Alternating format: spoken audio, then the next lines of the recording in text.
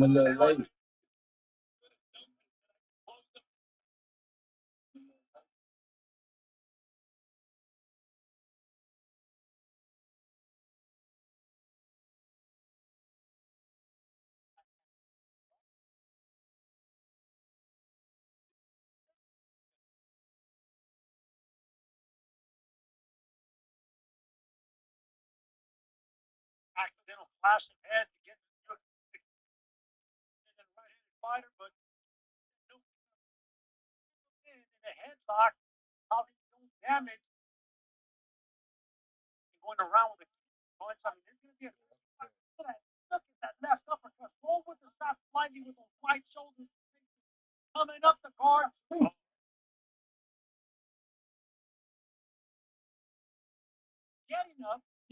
Hey, what it do, man? Shout out to you, man.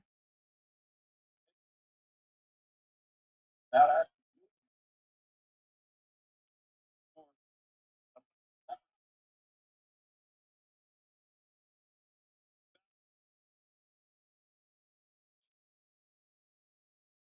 Damn, I'm trying to figure out how you feeling. Shit, I'm feeling good, man. I mean, I just seen they talking about that cut was a head, but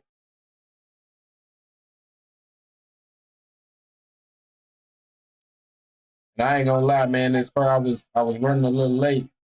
I was trying to get this shit all set up to be able to be on stream with it type shit.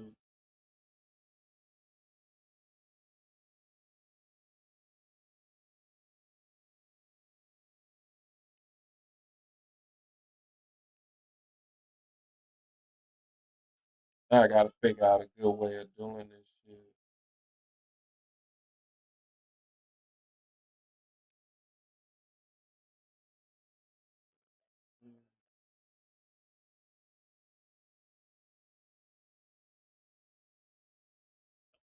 Yeah, appreciate you there, man.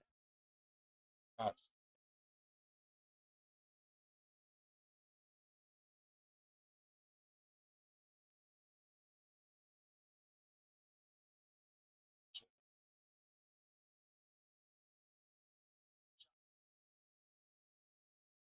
Good left. Sam those fighting though, man. From what I'm seeing, he definitely in trying to fight. Hopefully that cut gonna be something that mess up the fight.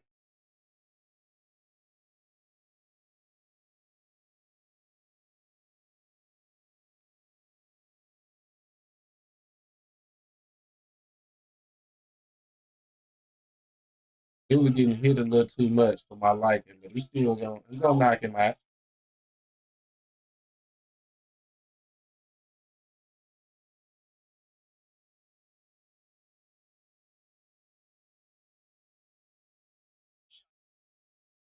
The niggas throwing, yeah, nah, they definitely throwing, man.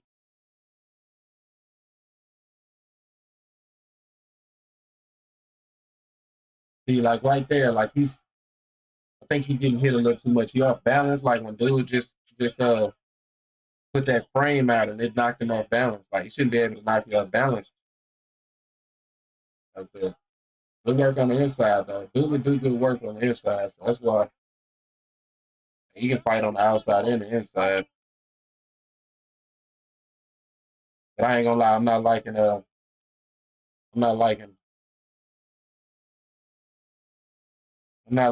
because he ain't never been in no real 12 round fight. So hopefully though, that's it.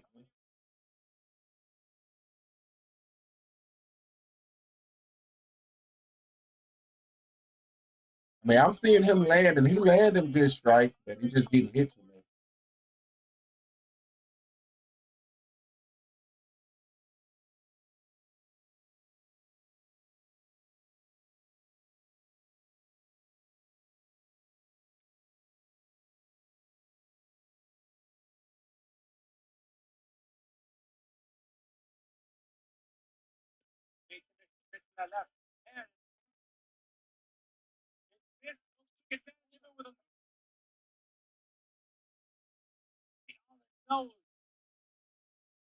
Perfect shot. That was a good round by I don't know if he won it or not. That was a good round. That was a good round by Mo. And he needed that after getting rocked. Shoot. By that. Oh. Come on, dude, man. Step up, man. Step up. Gotta step up to the challenge. Definitely got a challenge in front of his ass right now. Buddy in that fight, man.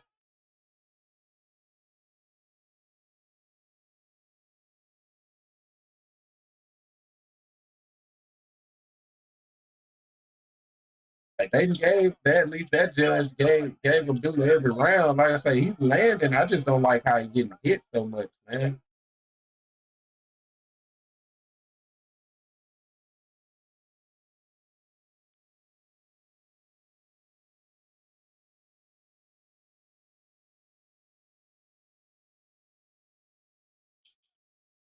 Which shouldn't be possible. Like, nah, I ain't gonna lie. On what I'm seeing, it look like this thing got an ass. I can get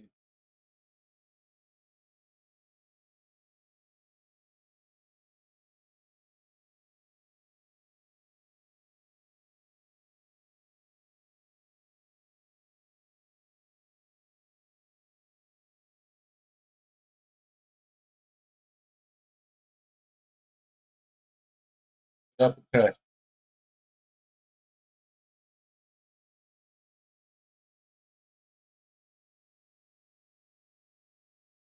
It's a good fight, man. It's a good fight. But he using his head too much. The ref gotta say something.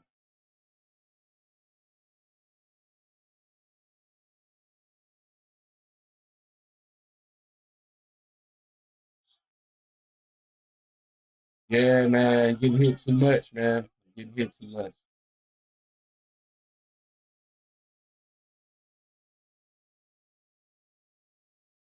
Look at his head, bro. Your head is not a fifth weapon, bro. Like ref ain't gonna say that.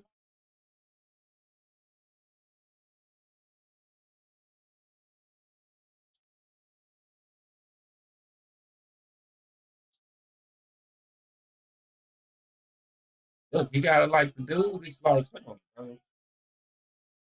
Yo, Drafts, man. Appreciate the follow. I know you feel like a big making it a fight. Nah, for real, for real. He's getting hit too much. Like from what I'm seeing, all the fights that I've seen from him, he's getting hit entirely too much right now. And even though he outboxing buddy, it's just you don't want to like to go into a fight where you've never went 12 rounds. You don't want to be getting hit this much, this clean, this early.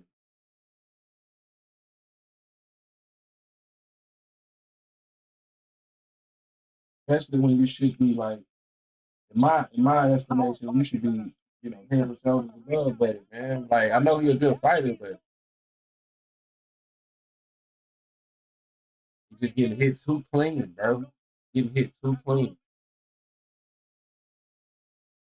Like even though that fight when he got dropped, that was more of a surprise shot. Like this fight here, I feel like I've seen him get hit more than I've seen him in any other fight.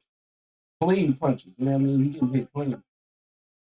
Are you showing the fight? Nah, I can't show the fight, man. They'll take my channel down type shit. But it's just a watch party, so we can talk about it. We just can't watch. The from the big punches or catch up to big. Nah, I definitely can catch up to him. It definitely can catch up to him.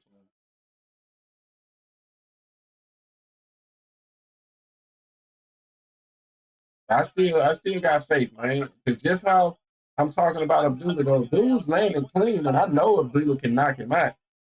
But like you said, bro, you don't need to make it more of a fight than it needs to be. But this is Abdullah's style. Like he's an inside fighter. He want to bang on the inside, and I feel like Buddy is making it more of a rough fight, and the ref ain't saying that. That's what's irritating me. Like, look at this. Like, look at this. Like, what the fuck is like what?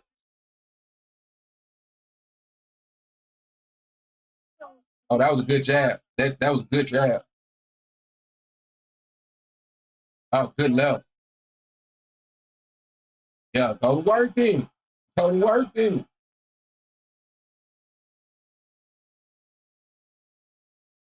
Like I say, maybe with it being a 12-round fight, he's trying to, pace himself. Thank you, bro. Finally saying something to him about his fucking head, bro. Like he can't use his head like a fucking bowling ball, man. Like,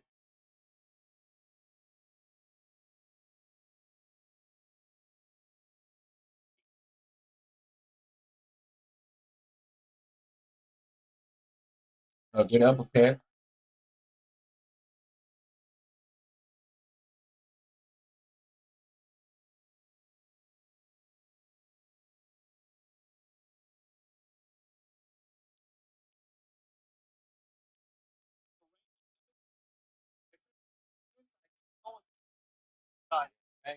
I feel like this is his style. Like he prefers to be on that inside.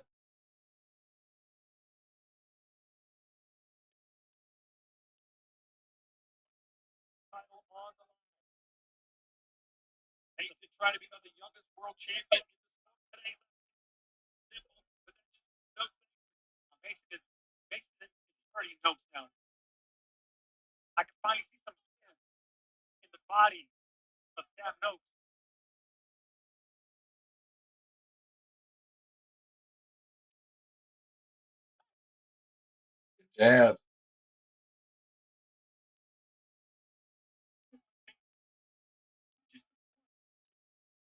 This is the type of round it should be though. He ain't really get hit a lot. You know what I mean? This is the type of rounds it need to be. But like the announcer talking about, I think Sam Nose is starting to get beat up a little bit.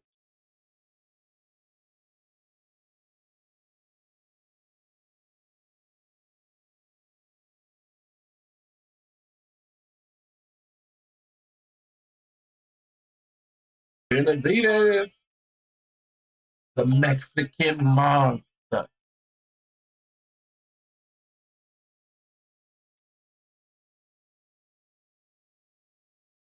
Great defense from Manu. Yeah, he definitely stepped up that last round.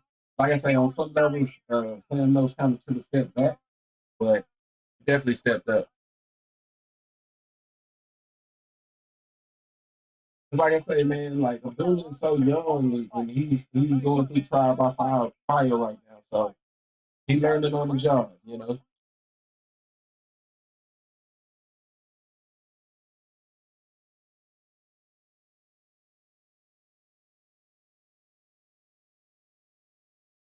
Yup. Good peel. Good peel.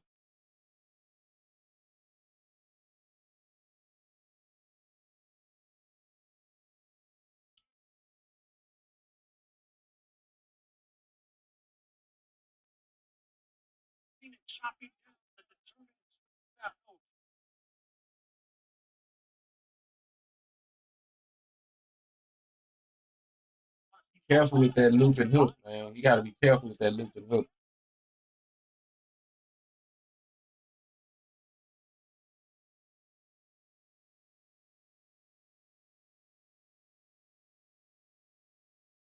The body shot that he felt that body shot. But you see, that's his nature. Like he got hurt by that body shot and he just walked forward. That's just his nature. But that can be a bad thing to be honest.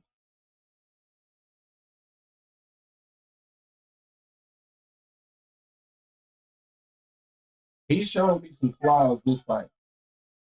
Not gonna lie. But that's what it's about, man. Hopefully he can learn and get better from this fight. Good work. Good work by Sam though. Good left on the inside by Sam though.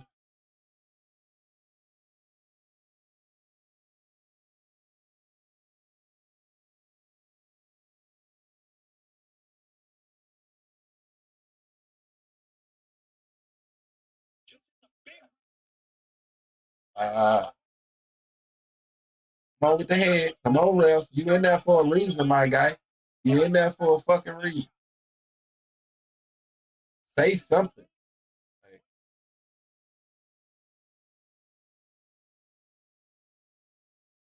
Like, you ain't gotta warn him, but goddamn, say something. He only said something to him one time about your fucking head. It's the 7th round, my guy.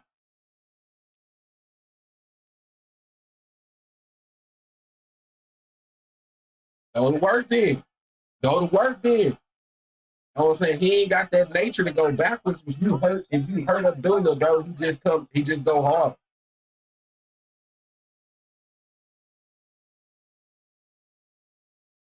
That was a bit of a low blow. But might as well hit him with some low blows, bro. He's steady trying to hit him and shit.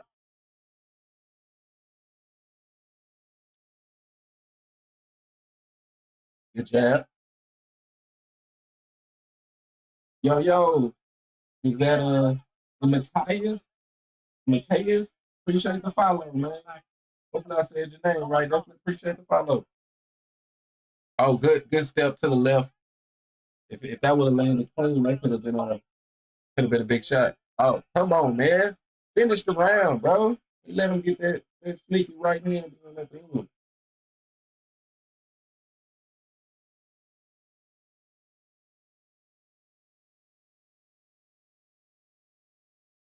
Right there.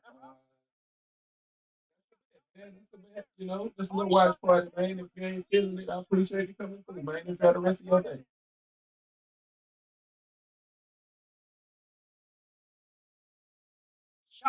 Yeah, good work by Sam Noakes that round. What you thinking so far, D's? I mean, I think that Abdullah is up on the cards. I think he up like either 5-2 or 4-3. But it's a good fight. You know what I mean? It's definitely a good fight. And we still got a lot of fight left.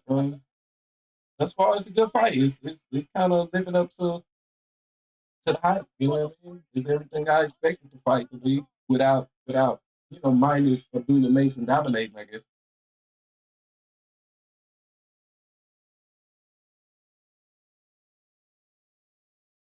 We still got some fight left, and Abdullah gonna put him on his pockets, man. You think he slowed down a little bit that last round, but yeah, it's 12-round fight, man. He definitely seemed to be kind of back snappy this round. That body shot slowed him down though. He got hurt to the body that round, but he just tried to mask it, I think. But that body shot slowed him down. I think he over it now. Okay, so they got it. Okay, that judge there got it how I seen it 5-2. I can easily see 4-3 though. I can easily see 4-3 to be honest.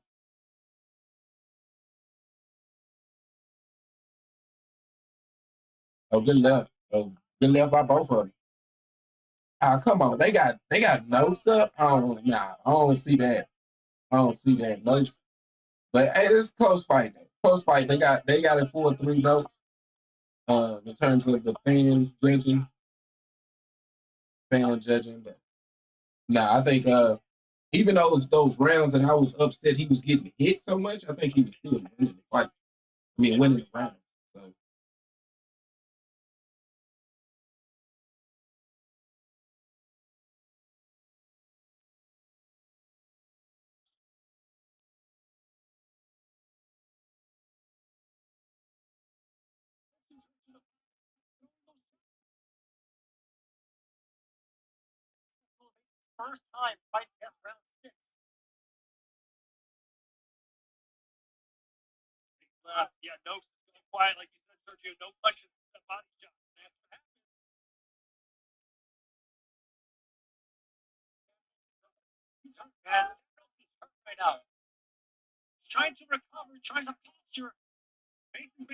oh, good uppercut on the inside.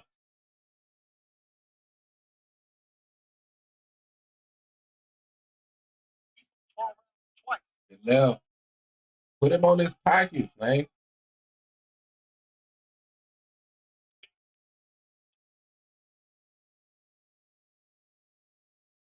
Good uppercut. Good body uppercut. He's starting to turn it on now. Sam Noakes starting to go back. He finna put him on his pockets. Oh yeah, finna put him on his pockets. Come on with that uppercut. Come on with that uppercut. What we doing, bro? All right, never mind. Do Do you, my guy? You know better than me, okay? Go to work.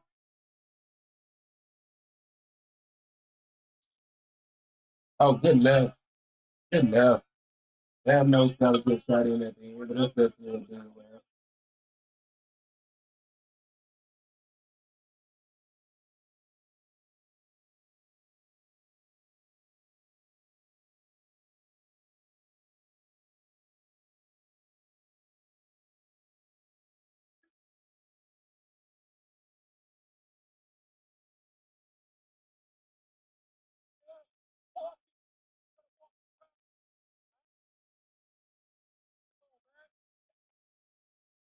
Body shot by the taller, longer Abdullah Mason when he can easily That body shot hurt.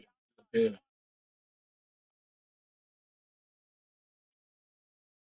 by doing that he's giving no I ain't noticed that right when he was coming in, so they both landed shots right there. punishment. Sergio, I think we're really finding out a lot about Mason tonight. Obviously, both fighters. He always passed the eye test, but we didn't see any of this. Fighting on the inside, really impressive stuff. I'd love to see this fight again. Win, lose, or draw. This is a perfect style matchup. Oh, what we doing, bro? We just gonna sit on the inside like you mother. Just don't think he's sticking to the game plan. He's not fighting smart, and that's what he does. Mason gives you an opportunity to land, even when he's in control.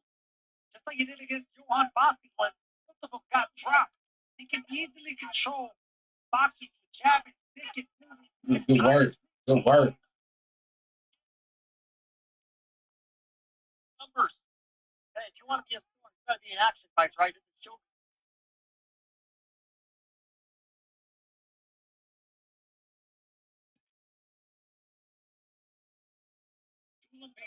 He can stop him with a body shot. Yeah, man. He's hurt him to the body a couple times. But I think it's gonna be that left uppercut, man. I think it's gonna be that left uppercut. I feel like he had it earlier. He just didn't throw it. Yeah, but it hurt. He was backing up. Yeah, he ain't all the way pulling that trigger. I think that's what his daddy was telling him on the inside. I mean, in the corner type shit.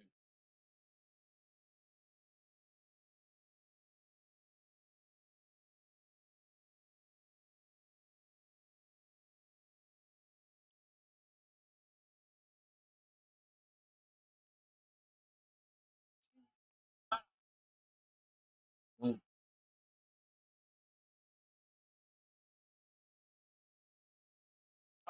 That's going to be a special fight. He's one of these guys. Credit to him for having to deal with that cut that was caused by a clash of heads. The majority of this fight. But it's him. It's his fault. He the one fucking just throwing his all around. Knows a close round. Maybe they say, give it down to Abdullah. And you got to remember how much Abdullah fighting.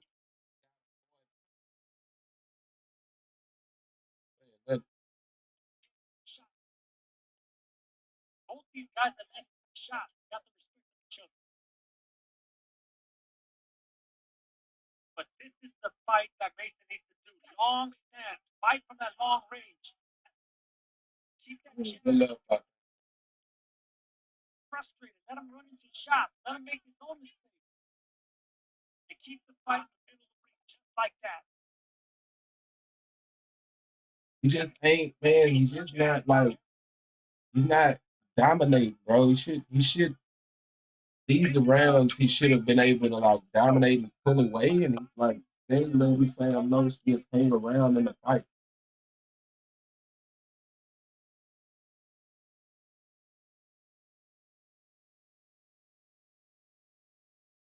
That's the fight you want. I ain't gonna lie. I feel like he lost that round. You think it's close? Yeah, I think it's close, man. Yeah, I don't understand it. I don't understand what they're talking about in the corner, to be honest. I guess they saying how he tried to fight on the outside, but he's been winning on the inside. That round, I felt like he lost. So I don't know. Maybe I'm true. Look at Ash Habib. Where I'm, they showing. Oh, he is sitting next to him, ain't he? He is sitting next to him. Hey Ash, hey Ash, Remy, you boy, that is not Ash to me, bro. What you trying to say, bro? Well, I don't even know. It's bro from uh. You trying to say all Middle Eastern people look the same, bro? Come on, bro. I don't know what's the technical term. You know what I mean? So I'm gonna say Middle Eastern. You know, I hopefully I don't offend no damn body. You know what I mean? But yeah, all Middle Eastern people look the same. Man, that's cold. I look like him at first, yeah, because he was Middle Eastern, huh? It was like, yeah, he got to be one of them. That's tough. If it ain't him, it's probably his cousin. You know what I mean?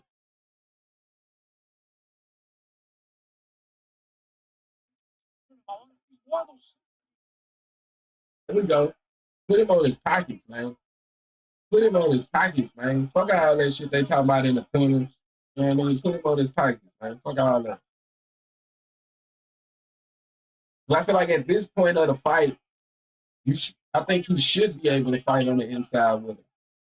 Like, yeah, you wanted him to control range in the early rounds, but I mean, put him on his pockets. Maybe it's round 10. You know what? You know, he's never been 12 rounds. Bro. I say put him on his pockets as soon as possible.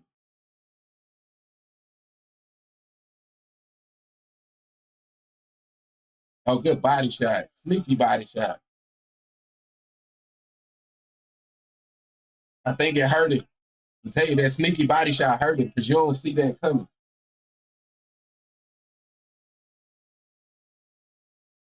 Come on, bro. Like you gotta slip it and throw that left uppercut, bro. It's gonna be wraps, bro. It's there because he wanna use his head like a bowling ball. You know what I mean? He want the head to clear space. So just slip it and throw that fucking throw that uppercut, man. He be having I'm telling you, bro, because Buddy just wanna like he wanna throw punches and heads. So you just gotta time him when he coming in with his head and throw that left uppercut, bro. I know you got power in that punch.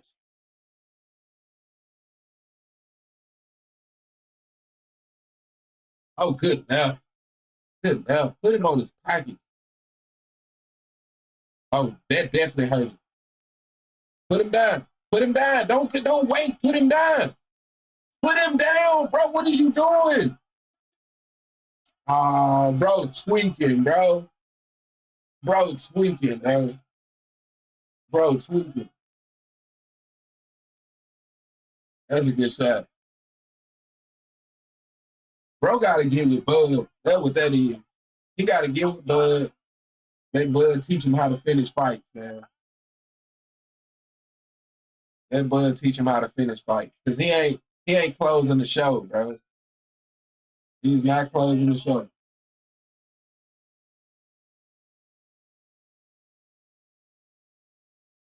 Shout out to Sam knows though. You know, it's easy for me to say, right? It's easy for me to sit in the comfort of my goddamn room and tell him what he should be doing. But man, I felt like he could have put him down right there. Like you hurt him to the body and then you don't throw no more body punches. I don't think he threw another body shot. He hurt him to the body and didn't throw any more body shots. You use the body to set up the head, bro. Like you use that. Or was it the straight? I thought it was an uppercut to the body. Oh, it wasn't a body? Ain't it an uppercut to the body in there?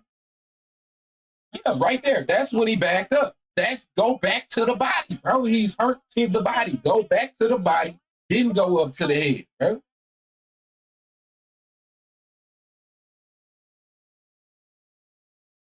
Well, would have been gotta go. Yeah, he gotta learn. He gotta learn how to finish fights.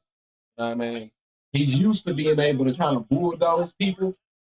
And when you're in these type of fights, you know, it's a science to it. And Bud is why I say Bud, because Bud is one of the best ever. And once he hurts you, he can put you down. You know, and that is you know, it is a talent to that. You know what I mean? It's definitely a talent to what Bud does.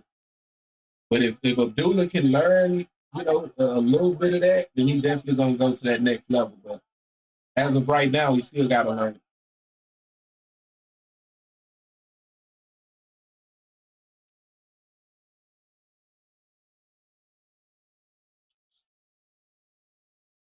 But this is gonna be a good win for him at this point in his career because it shows that he still got a lot. He still got a long way to go, and that's scary. You know what I mean? Because he's so young and he's so good right now, but he still got a long way to go.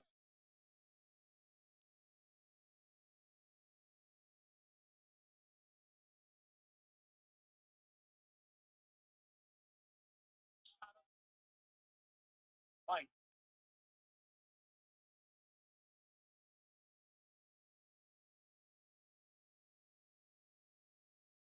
Well, we've learned a lot about Mason tonight. I mean, we were talking about the resilience of Notes, but then Mason has shown us a lot too.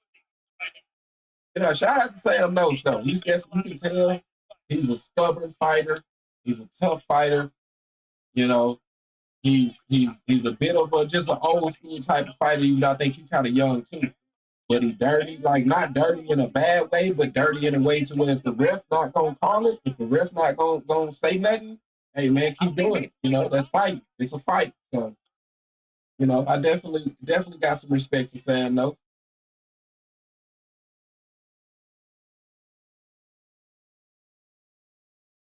And the fight still ain't over, man. Let's see if we can get us an exciting finish to this motherfucker.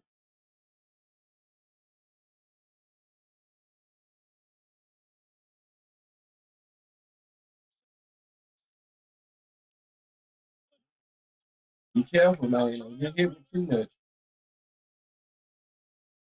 Oh, good, right.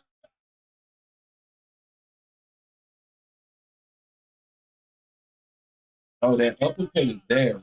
I swear for Lord, that uppercut is there. I'm talking about one thing I know, two things for sure. That uppercut is there, bro. But Noakes is a dangerous fighter, and I'm sure that's kind of keeping a video from pulling the trigger.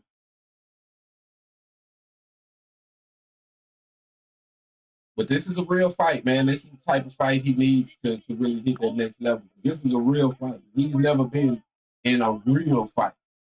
You know what I mean? This is a championship level fight right here.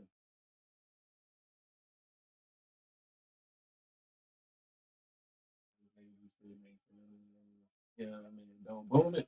But that, like I just said, in all fairness, you got to give credit to Sam Notes, I would say, because I've seen. It's not that Abdullah is a hesitant fighter. You know what I mean? Like his whole career, he's not been a hesitant fighter. But I think that you got to give credit to Sam Notes because Sam is in there fighting. You know what I mean? And it's making Abdullah think more than I think he usually thinks in most of his other fights. But when somebody's in front of you and you can get hit, you gonna think about your strikes a little bit more. So that's why I say respect to Sam Notes. You know what I mean?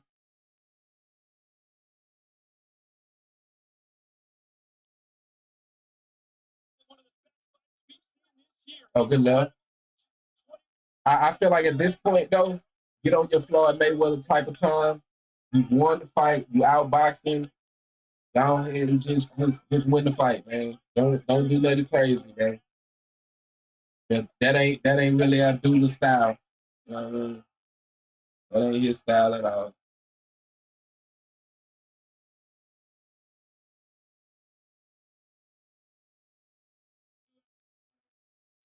I don't get why this fight is before the. Yeah, I guess Bam is a bigger name at this point. I feel like Bam fight should have been before this one, to be honest, in my opinion. But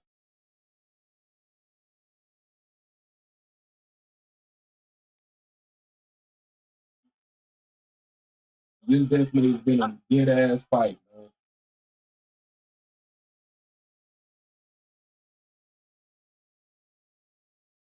Them fans don't know what the hell they talking about.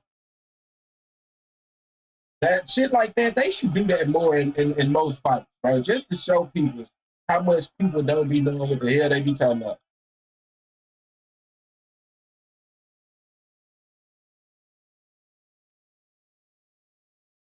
I'm talking about if I see a judge scorecard that don't got Mason up at least 3 rounds, bro, it's a travesty. It's truly a travesty.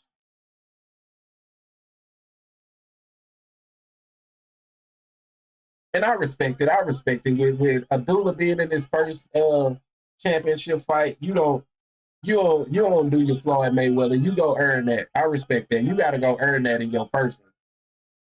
You got to go earn that.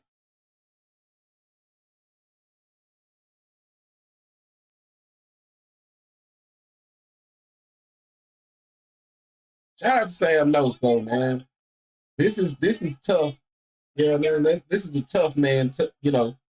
He's tough as hell. Is what I'm basically what I'm saying.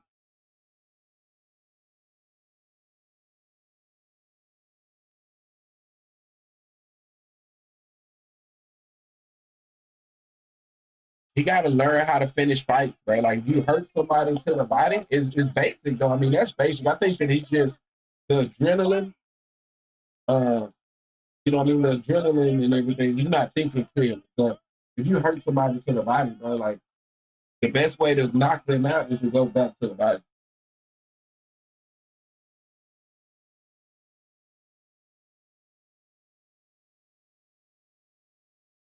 All right, bro. Hopefully, I mean, it's no way they rob Abdullah because he should be the bigger name. So there's no way they rob him. Hopefully they don't. It shouldn't even be, it shouldn't be anything closer than 3 rounds, bro. It should not. Because I say 3 rounds because Sam Nose was fighting. He definitely was in that fight and he definitely won rounds. But Abdullah still pulled away at the end. You know, the second half of the fight was all Abdullah's for the most part. I think he only got maybe 1 round out of the second half of the fight.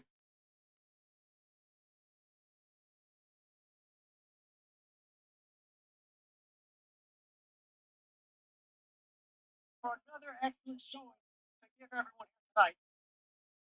Let's check in with Malik Scott. And so you see, like the difference here, Abdullah Mason trained by his daddy. I don't even know his daddy name.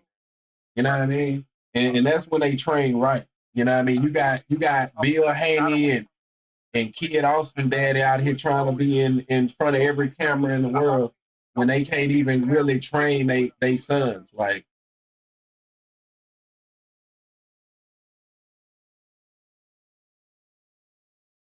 valiant? Is that the dictionary word for the day, bro?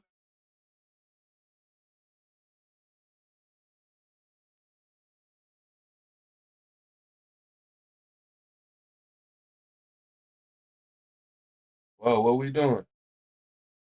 Voice of Malik Scott. That's the cat that trained Deontay Wilder to get knocked out.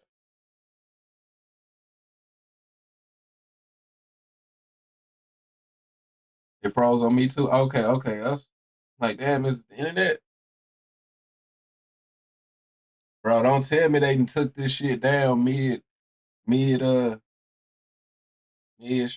bro. Okay, now there we go.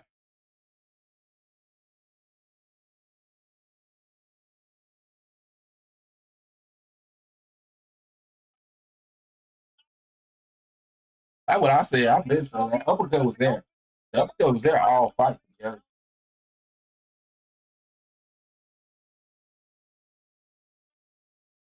We have seen something special tonight.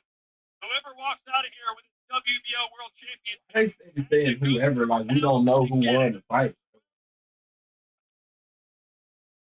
Fight got me nervous and shit. Hey, that's how I was nervous with this Abdullah fight, to be honest. Bro. Like, I rock with Devin too, but not like Abdullah at this point. And this fight here definitely was like, man, bro, Abdullah gotta step up. But nah, that Brian Norman fight gonna be exciting for sure. Yo, is that Jones? Jones, definitely appreciate the follow. I don't want to mess up that first part, so we just gonna go out for Jones like you're Roy in this motherfucker.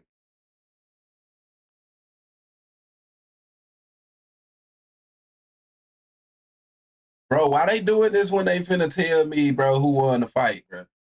Like, don't let this shit skip. forward and say Sam Noakes, I'm gonna lose my shit.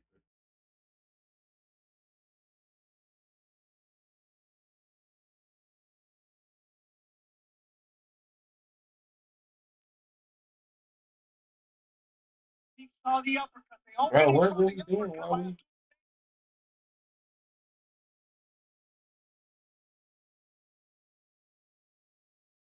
Oh, this whole steady. Who won a hell of a fight, bro? My shit steady skipping. It won't tell me, bro. It won't tell me who won. But I mean, it should have been Dooley in my opinion. Noakes and probably now Noakes. I wasn't familiar with Sam Noakes, but I definitely got respect for him. Mason, okay, your shit ain't skipping no more, bro. Like my shit steady, like it's not only skipping, it's like looping. It's steady going back to the same part. Then it'll start buffering. Okay, let's see. Okay, I think we good now.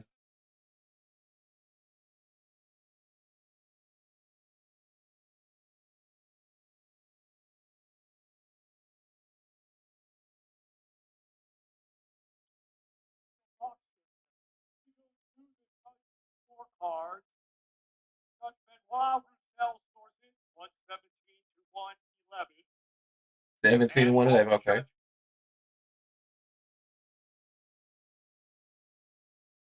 Bro, come on, bro. Again, bro.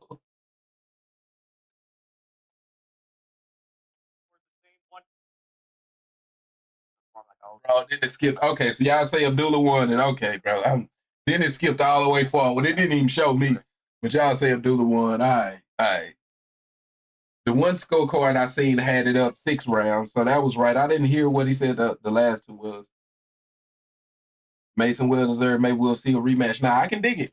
That fight definitely could go for a rematch. I feel like in a rematch, Abdullah knock him out. To be honest, I felt like Abdullah could have put him down a couple times in that fight if he was. I don't know. I don't know if I want to say knowledgeable enough, but if he was willing to pull the trigger, you know what I mean? He just wasn't pulling the trigger. Um, so yeah, man, I can definitely see a rematch. It was definitely an exciting fight. And if they do have a rematch, I'm pretty sure he knocks him out.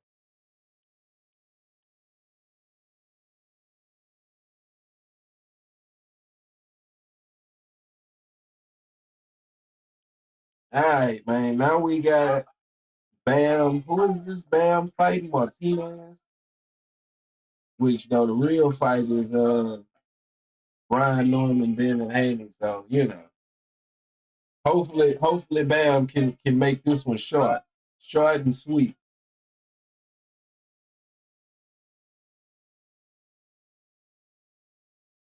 But I'm not really familiar with I'm gonna keep it a buck. I'm more familiar with Bam name than his actual fight. You know what I mean? Like I'm not as familiar with his skill set. So this gonna be a chance to see old Bam, man.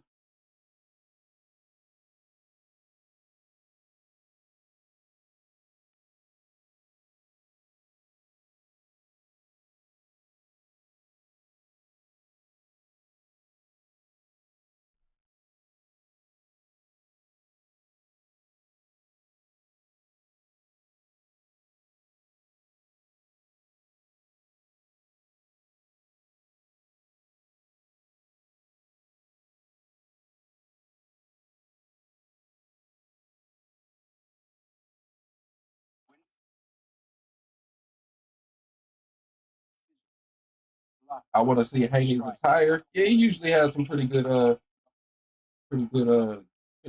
fight outfit. Official scores from that fight. Two judges saw it. So they did have it within 3 rounds. That's crazy, bro. Yeah, I'm glad. That's why they didn't want me to see that. They didn't even want me to see that. They heard me talking shit. They like, let's skip past that part. You know what I mean?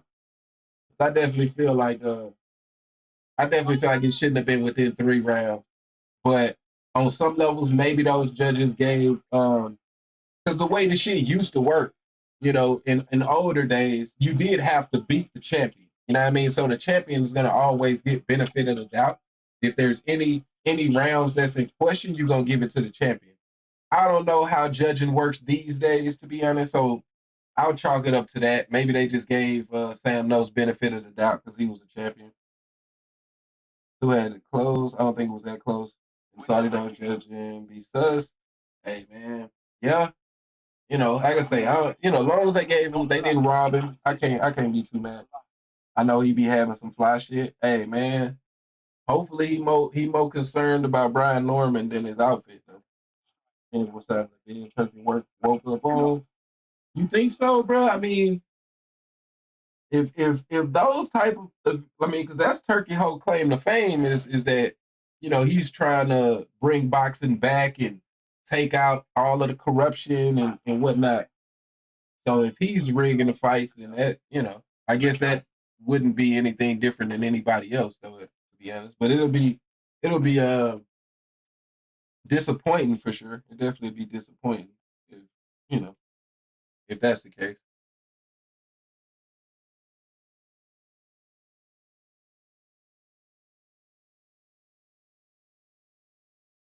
All right, this shit's steady buffering like a motherfucker.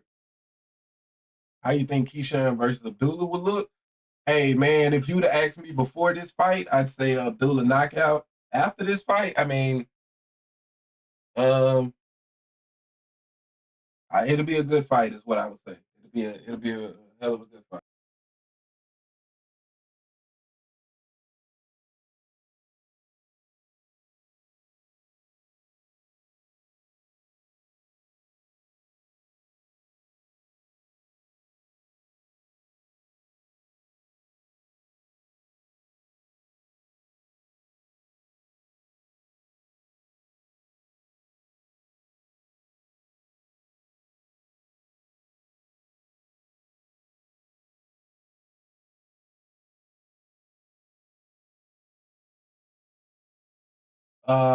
Is it bad? Nah, my shit just buffering, man. But it's like the link itself would have, and when I say link, I don't mean link like a link that I'm clicking on because of course I got the pay per view, so but yeah, yeah.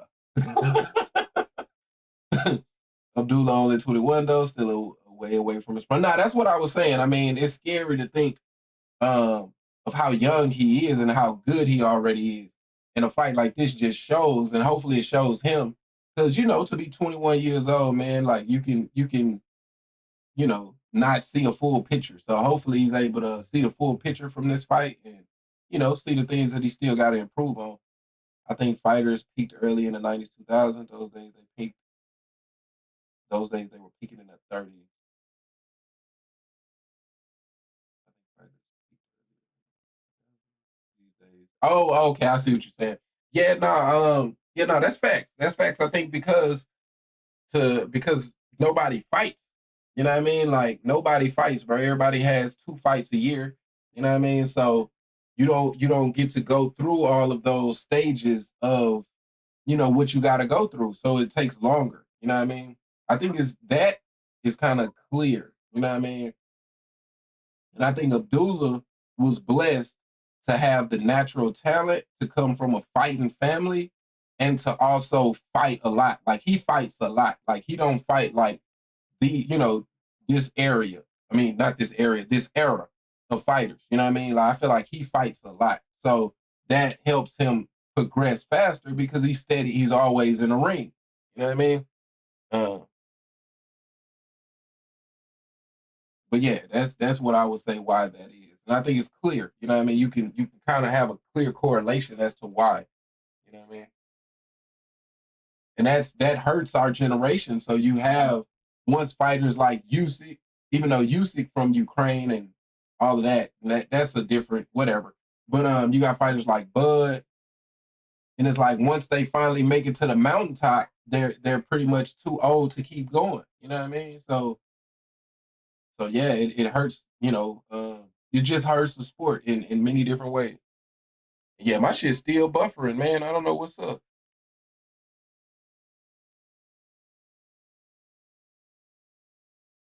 I don't know why this is doing this because I definitely got the pay per view event. You know what I mean? Like I wouldn't.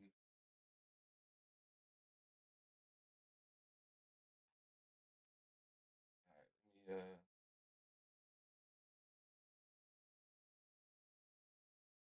All right. So damn, man. Hopefully we ain't got to go through that for every fight. I am not a robot. I am definitely not a robot. Oh yeah.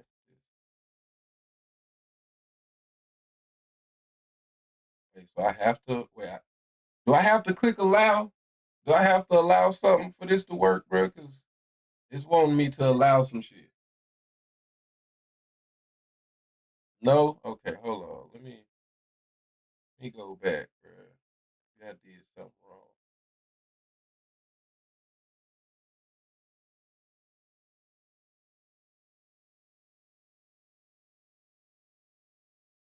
Oh man. Okay. So yeah, it's gonna tweak me out when I do that. Okay. I see. Let me go back. Okay. Can I go full screen? Okay, full screen it. All right, we ain't gonna. We gonna thug it out. We gonna thug it out. Have you heard of this Martinez, that band fight? Nah, I've never heard of him, bro. 18 and 0, age 34. I never heard of him. Then those 18, ain't no telling what who he was fighting to get 18 and 0. That'll be pop up just cancel. That's how the zone works. Nah, I can dig it. I can dig it. Yeah, I got it up now.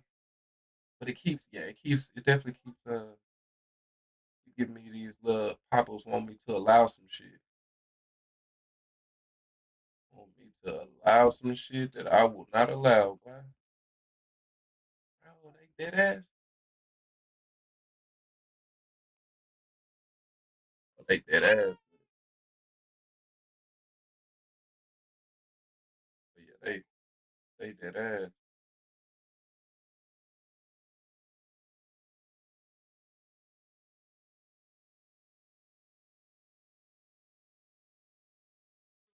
Okay, try this again.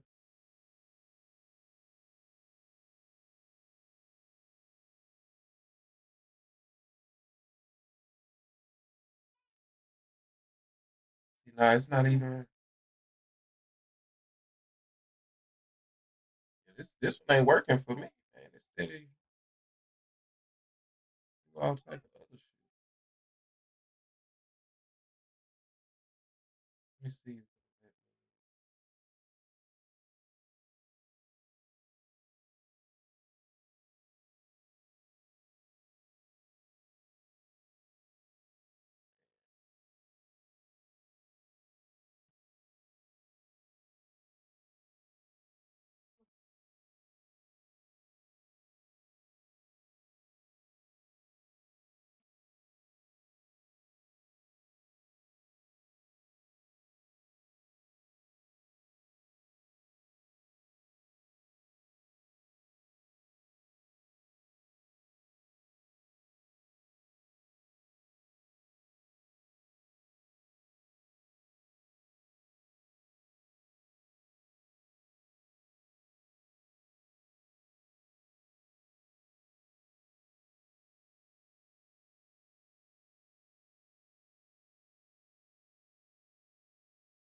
Yeah, man, I can't figure out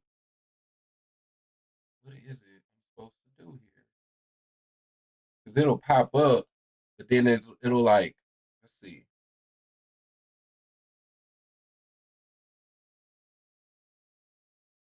I think we good now. I think we good now. All right, bet.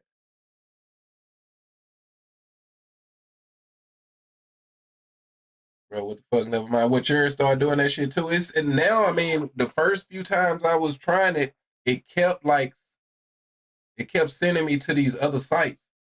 But now, I kind of had to like exit out and click on that shit like a bunch of times, and now it's staying on the fight though. It's not like throwing me to them other sites and shit.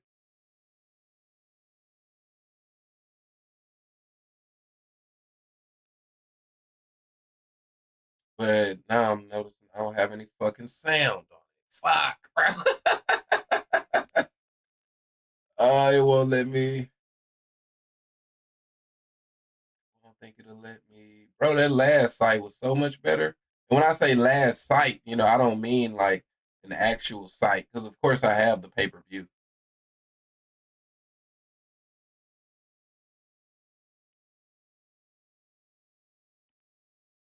Oh, let me. Yeah, I can't do anything here. I just gotta.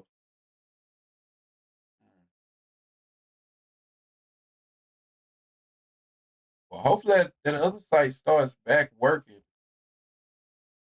I mean, but I'm still buffering on that one. I ain't gonna cap. I'm still buffering on that one. Maybe I'll try to load back up on it though. Let's see if we can load back.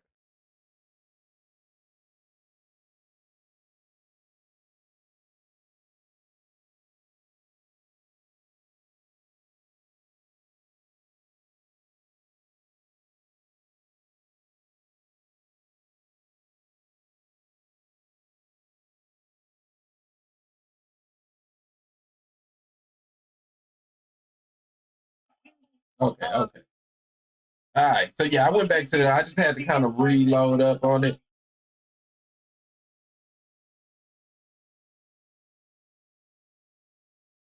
Oh, that's a knockdown. That's a knockdown. So the ref don't call it a knockdown, even though you get knocked down. That's interesting.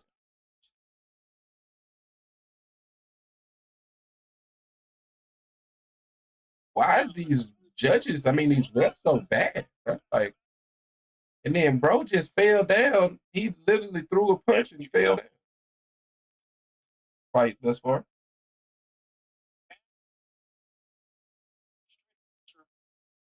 Martinez look for the hooking around the guard type punch, and we know that whoever punches straighter is the better. Right hand, and look at the footwork there for Bam. Yeah, you're gonna see that all day. It's like he's All right, gliding I'm actually. Rodriguez. Of course, Bam has a new baby that was born on Wednesday. Yeah, give me a minute. I'll be right back.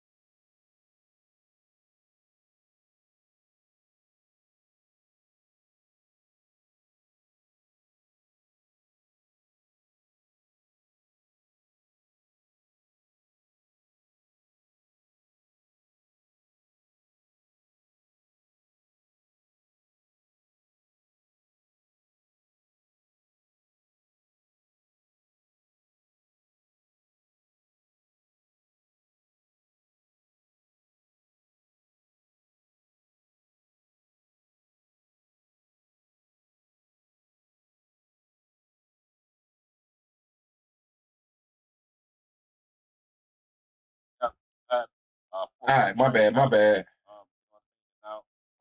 work. What is it exactly that you're looking for that Devin has? Why Norman?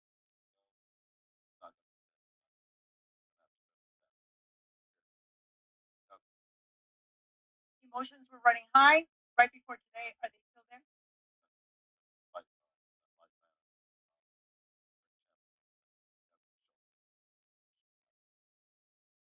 I've never heard Phil Haney speak so quietly, Mike, as you. Sound like it was in a library. A lot more quiet than the last time I think he spoke to your Todd. I love bringing that up. Hey, I'm used to it too, right? Yeah. You see Bam already pressing Kuma's output. Kuma threw over 1,000 punches in the first fight against Judo Ioka. And that's the thing that footwork does. Intimidates punchers from throwing. He's not going to. But he just fight. Boy, open it.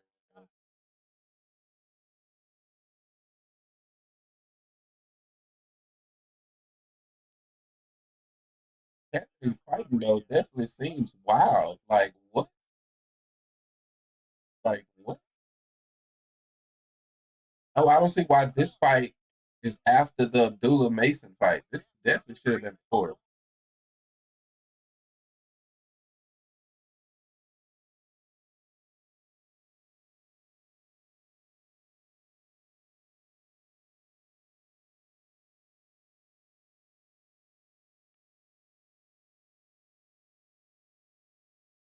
Cap. You should say that. This cap.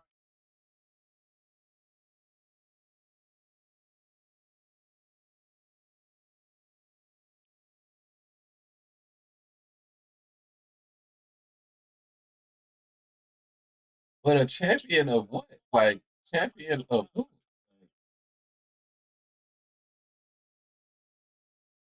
Damn, footwork is elite.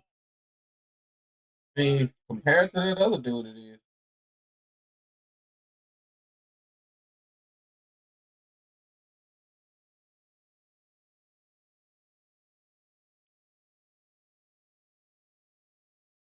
Definitely.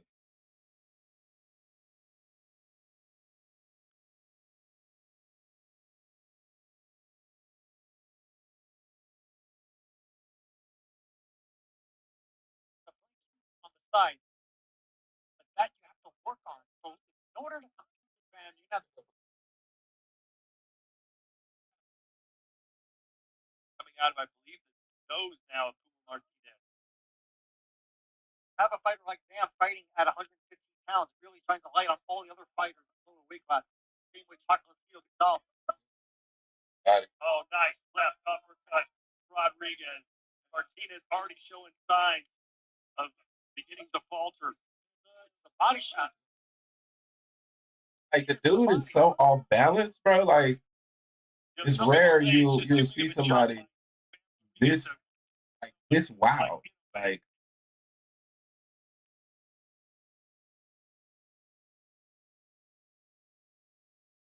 Now Nakatani, he was interested in fighting, move it up to 122 for a fight here in Riyadh next month.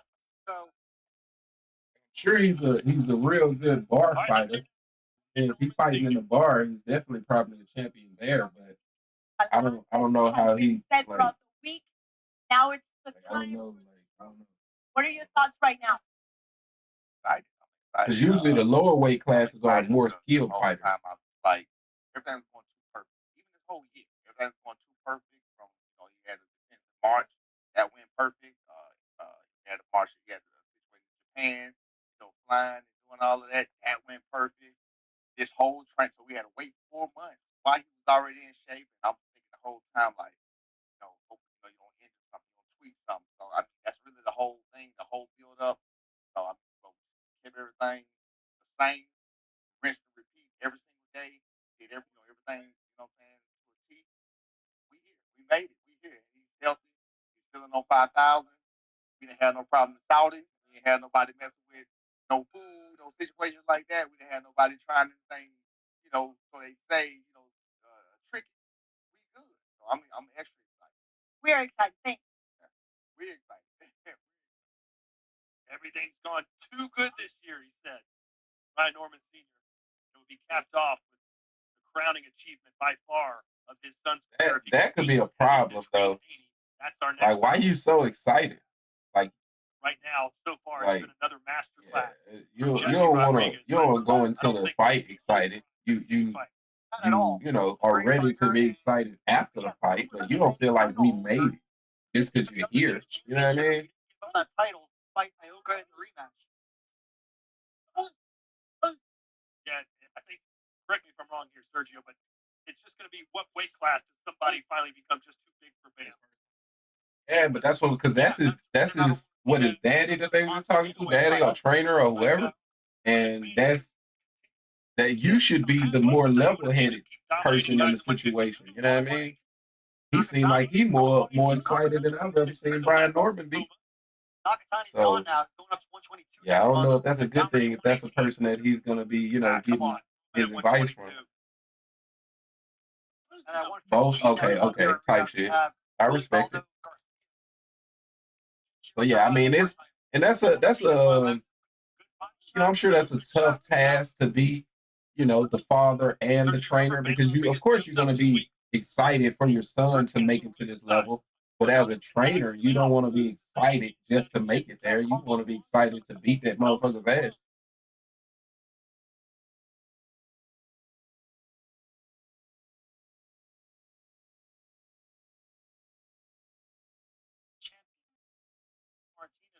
They steady calling him an undefeated champion, bro. I want to see the resume.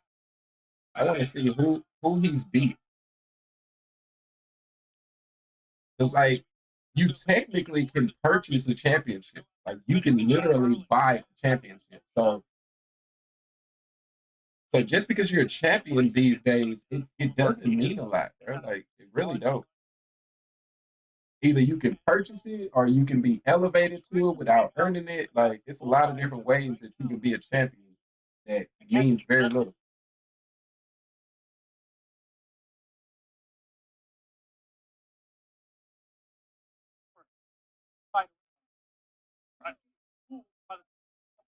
Puncher Bam Rodriguez right now.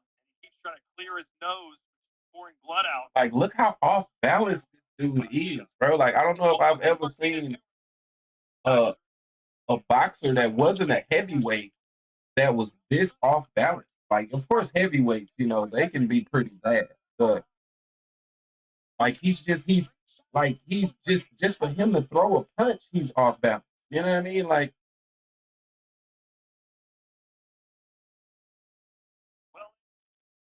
it's interesting to watch.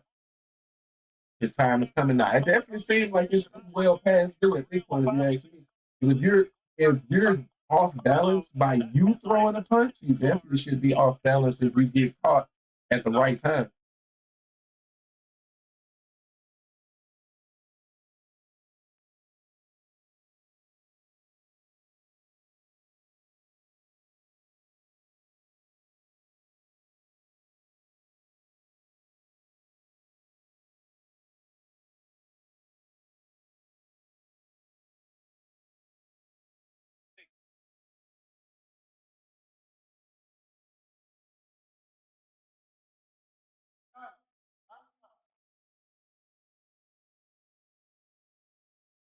Just kind of feels like it's not a question of if, but when Bam puts the gas pedal down and gets Martinez out of here. There's the grunting you wanted, Todd. Got caught with a right hand, continuing to try and launch the blood out of his nose so he can breathe better. That's a no-no because you irritate the nose more. Bleeding more. Claudia Trejos has been listening into the corners. What do you have for us? Thank you, Todd. I had the opportunity to talk to Kita Garcia in Bam Rodriguez's corner, and he understands that this fight could be very, very dirty. Man, I'm scared. Forward to just getting into gear. Have Bam go for the body.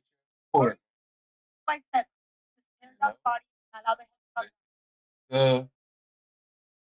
These are the type of fights that Devin got to go through, man, to get back to where you want to be. Our eyes right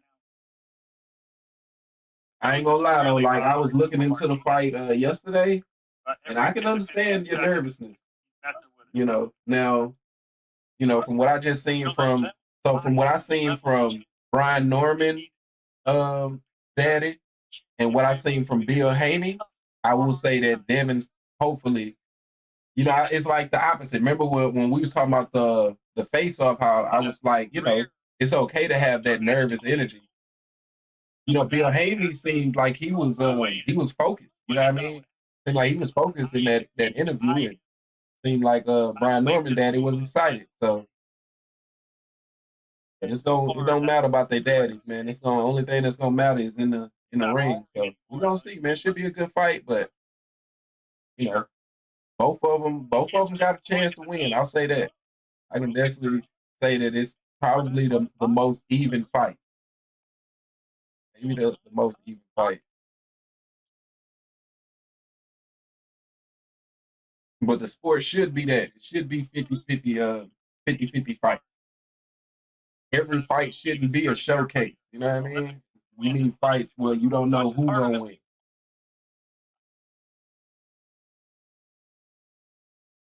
That was a good left.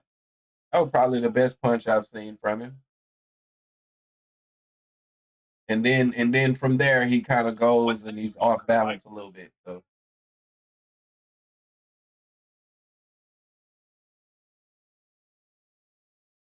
good uppercut.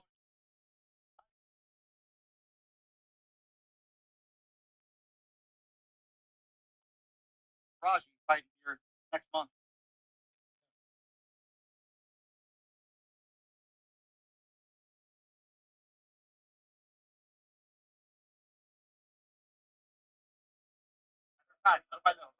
About focus, yeah, man. Hopefully, they gotta be. Gotta be, man. Like I say, it's definitely a bigger fight for them than it is for Brian Norman. But it's definitely a dangerous fight. It's a dangerous fight for both parties.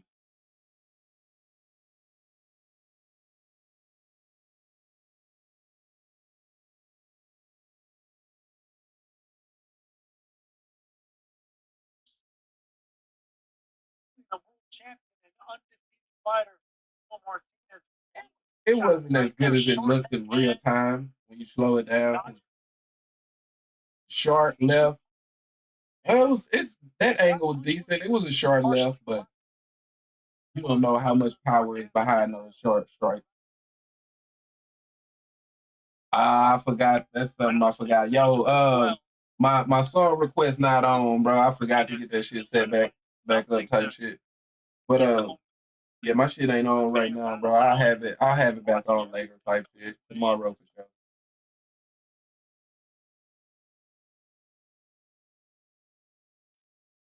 Here's Mike Coppinger here.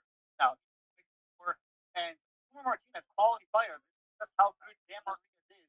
Sam's the champion for the ring at 115. But so far, shutout. Nice flurry there for Martinez.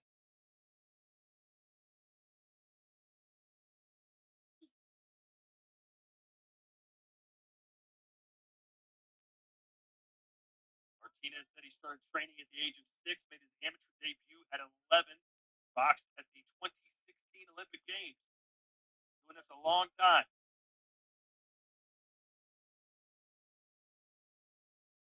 Having a decent round 6 here. Sam's playing tough a little bit, looking to rip him to the body because that's what Martinez does. He lifts those elbows up, and he punches wide around the guard. Uppercuts and body shots. Sam's going to be looking for.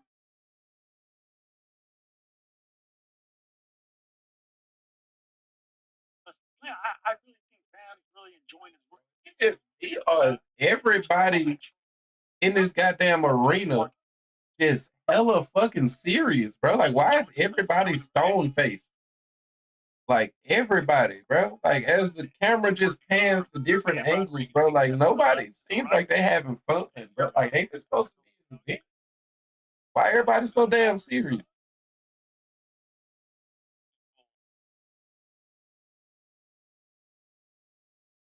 Hey man, quiet. Nah, for real, bro. Like I was noticing that kind of during the Abdullah Mason fight too. Like air, like is it like against the law in Saudi Arabia to smile? Like does anybody smile? Like what the hell?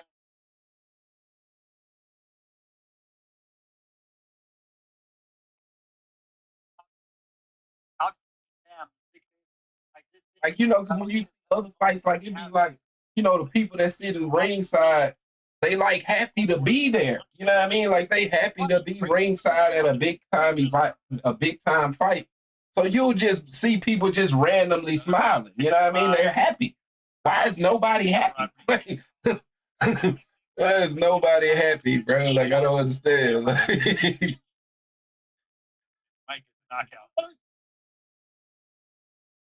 I believe he will round move on. He does not want to see him go. Like I get the people, all the people that's with Turkey, they're like royalty. So, they're different, right? But I'm saying even when they go into the other angles, like regular, like nobody seems to be smiling in that bitch. Like yeah, my nose is hurting. My nose is hurting.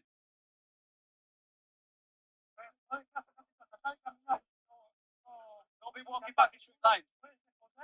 If you can respond. You okay? You good?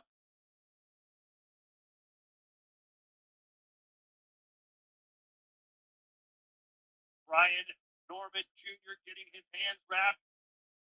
He is the defending champion and will be featured in our co-main event. That's next. He takes on Devin the Dream 80 USA versus USA. WBO welterweight championship on the line. Is there any chance that fight, Mike, could be a one-sided victory for Devin Haney if he has his way? I think that's a coin flip fight. Devin Haney, obviously, more skilled fighter, but Brian Norman's a big puncher and he's feeling really confident. Well, it's the same thing here. They're not even showing Devin type shit. I mean, I ain't probably gonna show him during a different round. You know what I mean? You heard Thru tell his corner there. My nose hurts. I don't want to play doctor, but how swollen it is. Looks like it's broken. The tough guy starts complaining about little injuries like that. More embarrassment than being hurt. More being outclassed and not being able to continue. I think Bam right now is really showing the difference between a Ring Magazine champion and a title holder. Good point. Almost anybody can get a belt nowadays. Almost anybody. Hell, they said.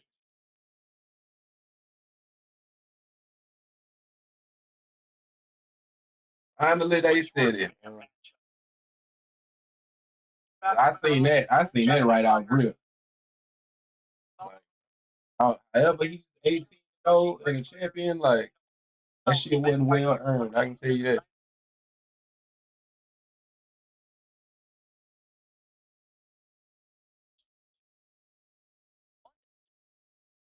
Big star over there, fighting Bailey's brother for a vacant title 118. So, mention a world champion kickboxer before picking up boxing. He hasn't beat. He's never lost. By the way, you saw the fight punch stat numbers there. Bam has landed. I will say though, in the first round, I think, where there was a knockdown that the ref didn't call. He was supposed to have a knockdown already.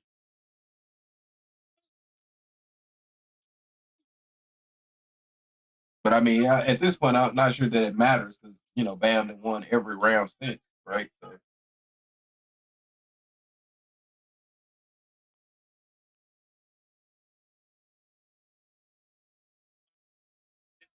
Extremely easy, and Martinez is not an easy out. It's a championship sparring session for Bam Rodriguez.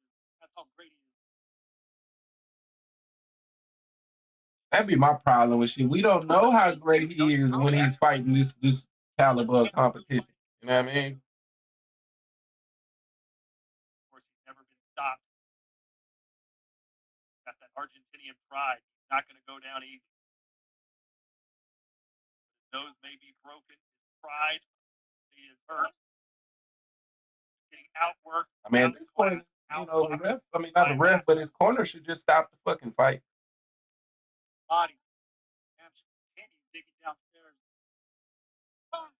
Like he's not taking a lot of like punishment or whatever, but he's being outclassed, bro, on every level. Just stop the fight.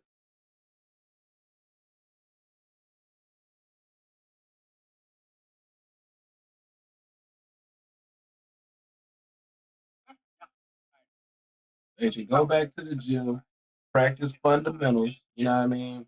Let's first learn how to throw a punch while keeping our balance.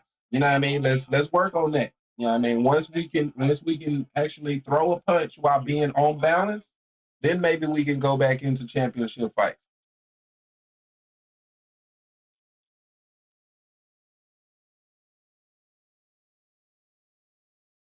Like look at his base. Like it's crazy. So keep it going for as long as possible. Man. In the words of a wise man, man's taking enough of a beating. You know, call Gold Mile and carry him on inside. That's what they need to be doing at this point.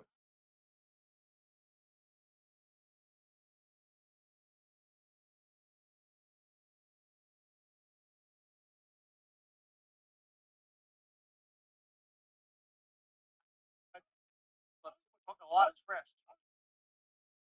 Relish the opportunity to punish him. Maybe. And that's not Mean Street. A chip on his shoulder. He may be humble, but he's definitely a killer. I think he's just having fun. Same with his food. He's enjoying himself. The glorified porn special. Just have nothing to your back. It's a one-sided boxing fight. That uppercut's so sweet.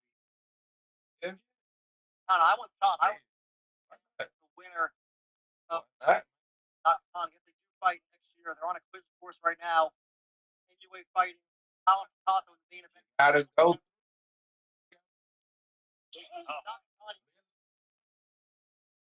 How about this?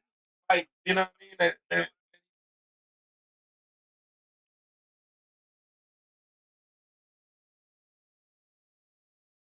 How much shit said he cut out? Like,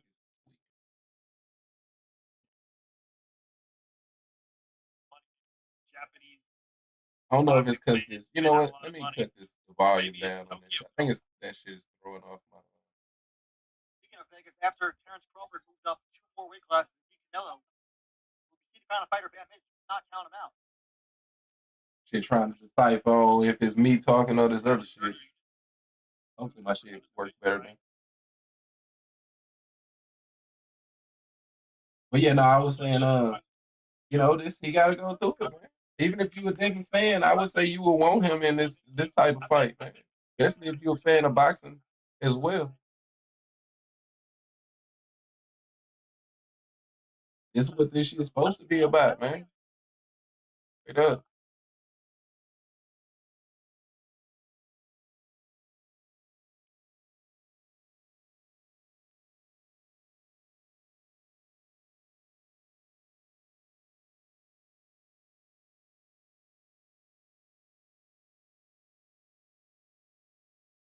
Good little set right there.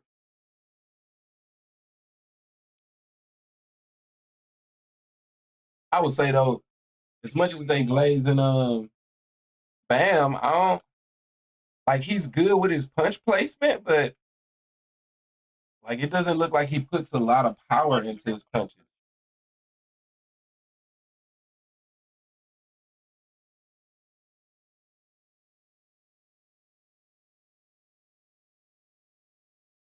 Just stop this shit, bro. What am I watching? I think Dev's gonna win, but I'm nervous. I respect it. I don't know how he's gonna look like. Bro, it's killing me. Yeah, hopefully he look good, man. If he been in the gym, been working, hopefully that shit shows, you know.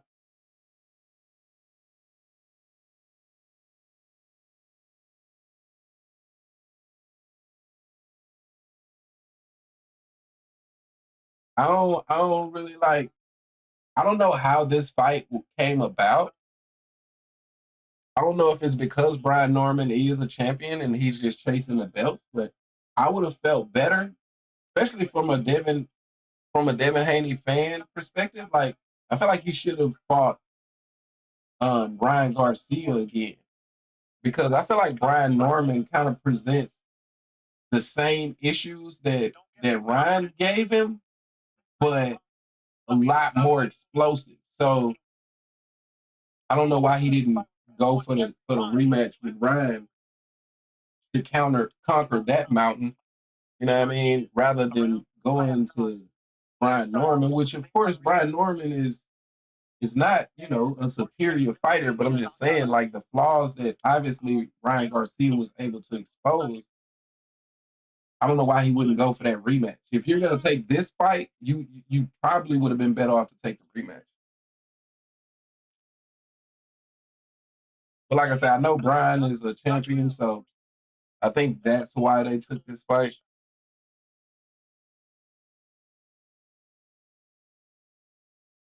It's definitely a dangerous fight for him. You know what I mean? Because Brian is good. You know what I mean? And I was looking into him a little bit, and he's gotten better in time a little bit. I have a contract to have a rematch after that fight. Brian lost. But so you know what I mean? He lost. Okay, he still knocked you out. So what does that mean that he lost to somebody else? I mean, he still knocked you out. You'll get your get back.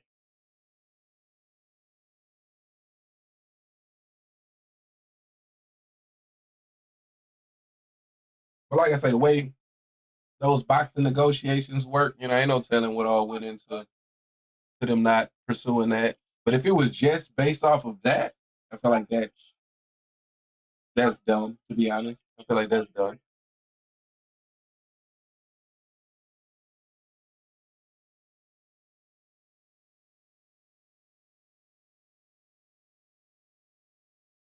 So that he can actually not just finish the fight with the hand up, but he wants to finish the fight before the last. Thank you, Claudia. Let's talk about Robert Garcia for a minute. Sam is sensational, no doubt about it, but Garcia has played a big role in creating this scene. Robert Garcia created many of these. Sam, Virgil, so many others. Look, just a simple straight. But it's not even, you can't even say he's hurt, bro, because he's just always off balance. That's right, and Bam's still responsible, dominating this fight to keep that left hand up by his chin, blocking it.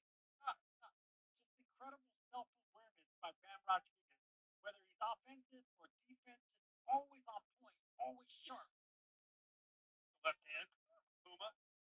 If indeed Martinez's nose is broken, don't expect Jesse to have any sympathy. After all, he suffered a broken jaw against Christian Gonzalez to win the WBC flyweight title.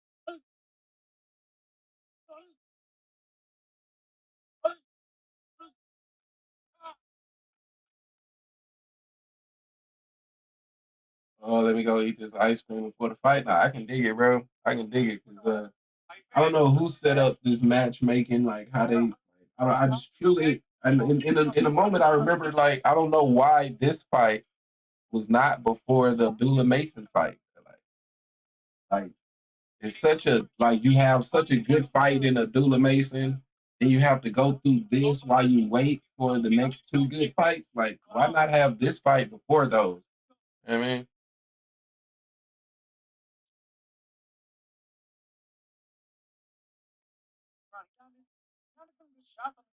Like I said, I know Bam is a bigger name than Abdullah. But man, this shit here is a bit of a drag. I ain't gonna hold you.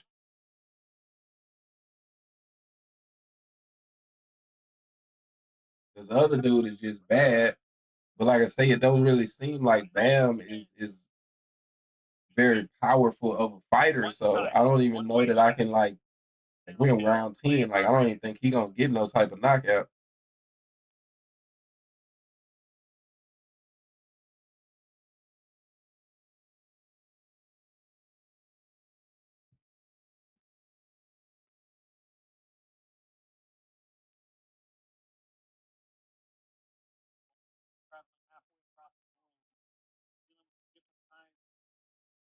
Incredible watching. He's dominating a champion. So one-sided. Martinez is down once in his career, and it's actually in his last fight, the rematch with Ioka, and it was in round 10. Well, let's see if Lightning can strike twice. body shot. Van Rodriguez. He hit Thru with straight shots, hooks, stopping him up to the body. And I think he hasn't thrown enough uppercuts, Van Rodriguez. There's openings down the middle. It's a left from Martinez, around the block. Woo! Good shot there. Is that it? Okay. That is the knockout I was just saying Bam wasn't going to get, huh? Make me eat my words.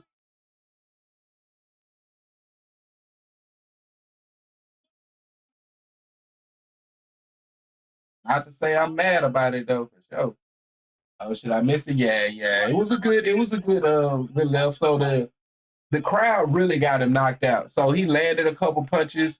The crowd started applauding. He was like, "Oh shit, this is my moment." You know what I mean? And got his ass knocked out. You know what I mean?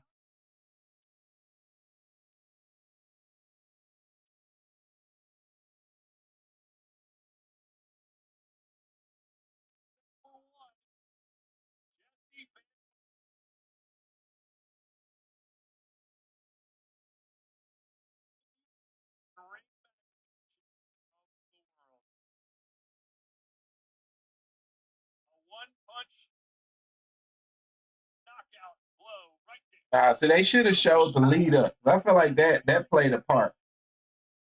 That was it was right before that he landed some punches and the crowd started like clapping, and that's what opened him up.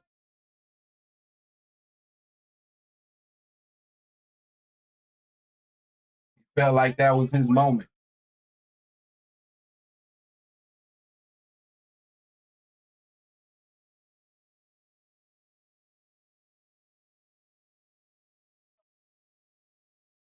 Matchup, Bam dominated. How about that camera angle? That was a good shot. That was definitely a good slip, good straight. GG. In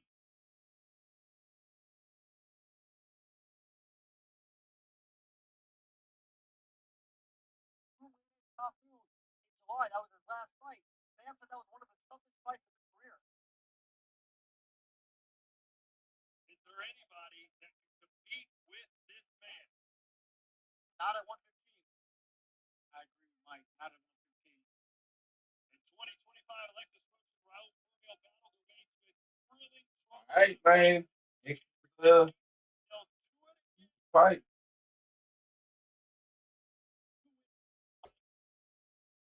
The first fight was amazing, so I can't wait for that rematch.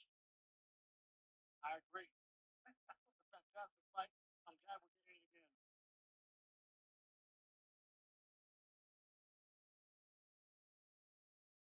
Well, Mike, would you like to see Bam Rodriguez try and become undisputed? He'll have to beat Willibaldo Garcia Perez to do it. Oh, Willibaldo.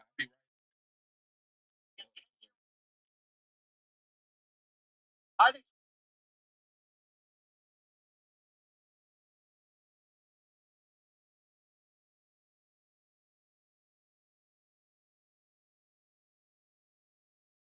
gentlemen, here is the official time.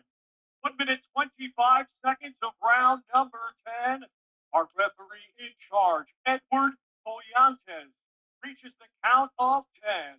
Therefore, your winner by way of knockout, still undefeated, and now the unified WBC, WBO, WBA, and Ring Magazine Super Flyweight Champion of the World, Jesse Bam Rodriguez.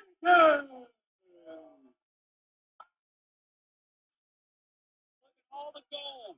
It just keeps getting better at 25. Incredible. Better appreciate the greatness while we're watching it. That is a special fighter. One belt to go to become undisputed at 115 at 25 years old. Just incredible. Let's hear from the champ now. He's with Claudia in the ring. Thank you, Todd. There's a lot of hardware right here. My goodness, it seems like round number 10 seems to be the charm for you.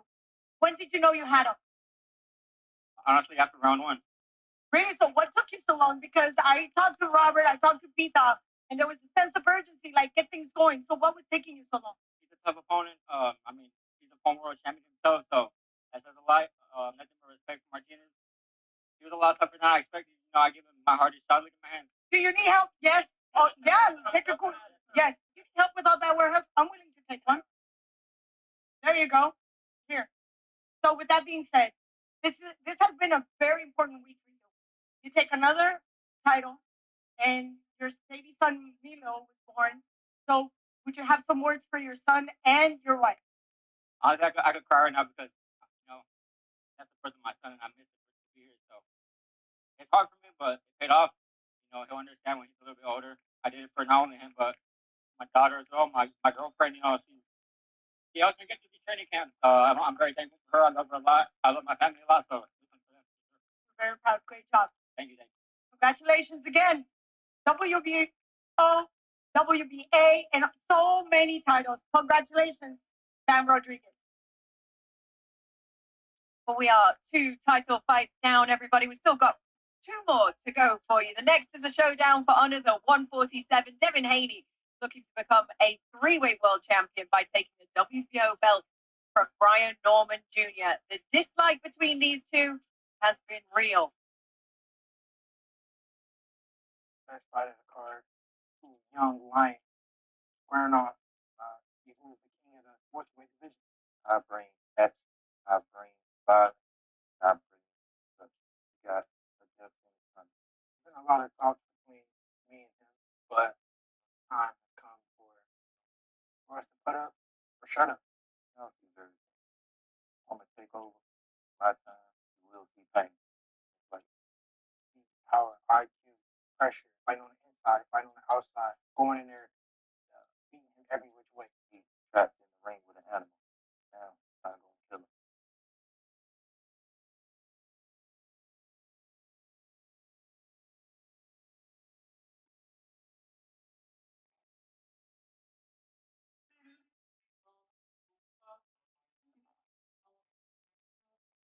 I could ask. Yeah, I'll just ask. Wondering about Ozempic? Visit ozempic.ca for savings. Chase Brown is as fast off the field as he is on it. He can't let pain slow him down, so he conquers it with the power of liquid fast relief. Advil. Tackle your tough pain fast. Guys, come on in. Live every red zone drive. Buzzer beating fadeaway. Short-handed breakaway. Live for the thrill. Get a $400 welcome bonus plus 50 free spins. Bodogs.eu. You wanted it, so we're bringing it back. Get the Nashville Mary in all its spicy, smoky glory, only at Mary Brown's Chicken. Crave delicious. Crave Canadian. At Cal Tire, we know you can get all 4 seasons in a day. So we've got No Kids' newest and best all-weather tire on sale right now. Save huge on top-performing tires like the Remedy WRG5 at Canada's home of the all-weather tire. That's life.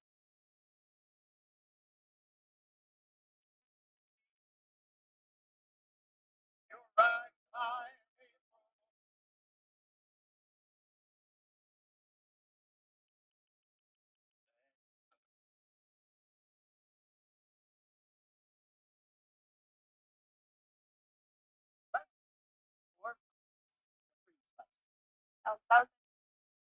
Tell me everything. Canada? Yeah, I love it. Incredible. Isn't that ironic? Don't you think? Stats and scores have arrived on your DAZN app. Follow your favorite teams and competitions from over 500 leagues and cups. Instant updates so you never miss a big moment. From your daily destination for sport. DAZN, the undisputed global home of boxing.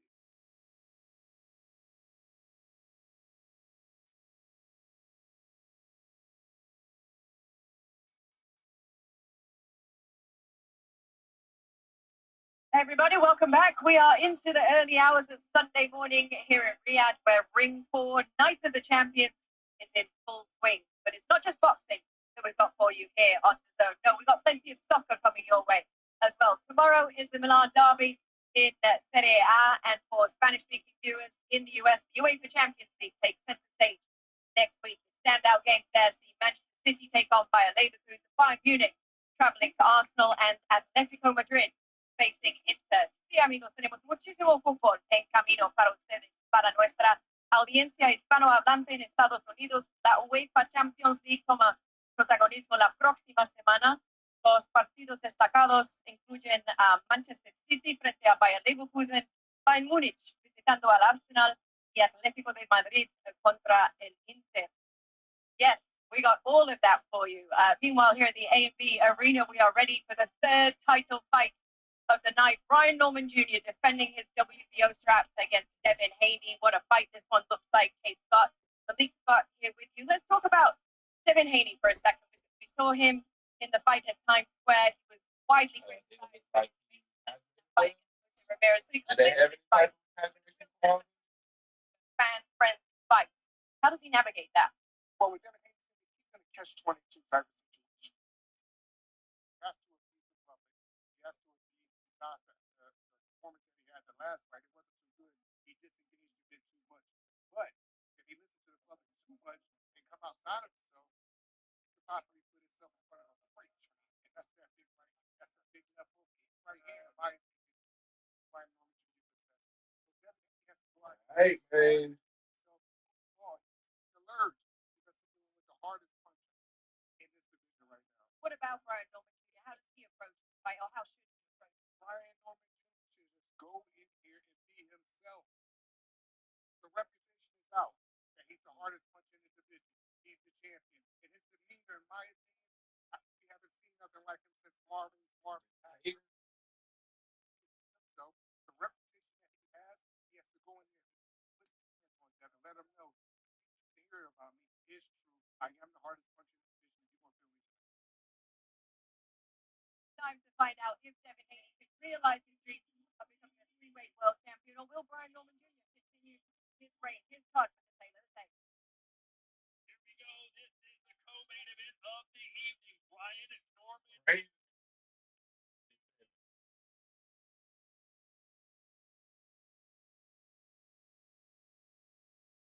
Taking on Devin Haney. His first fight at 147, and he jumped right to the deep end. A world title shot right out of the gate. He's 20. Yes. 22.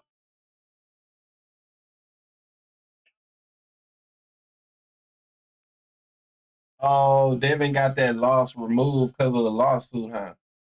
Oh no, it was because of the steroids. So he's still listed as undefeated. It's crazy.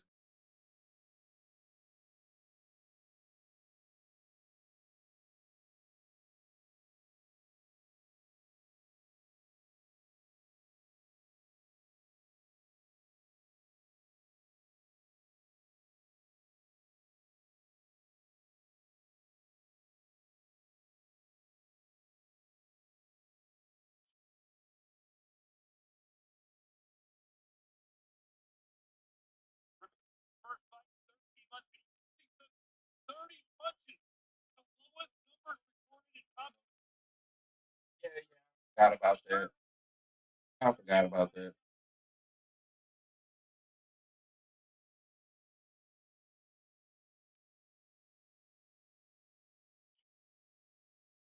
But he is flawed. He's been flawed. He's been chin checked. Does he have that traumatic experience, that PTSD from that Ryan Garcia fight, or can he muster up another performance like he did against Regis Prograis? What Devin Haney are we going to get tonight? We're going to find out, but either way, Devin Haney always taking on the toughest challenges. Like Todd said, no war fight for him at 147, and you love to see it.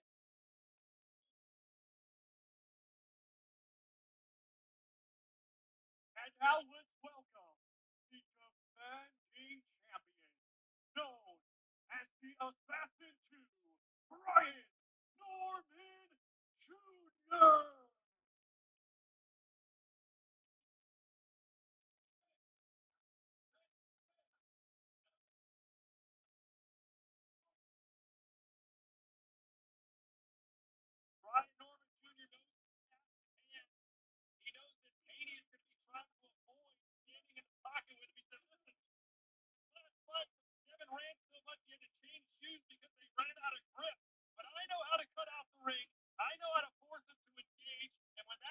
I ain't going to the ring by itself. Man does have tricks for fifth. He established it, Brian Norman Jr.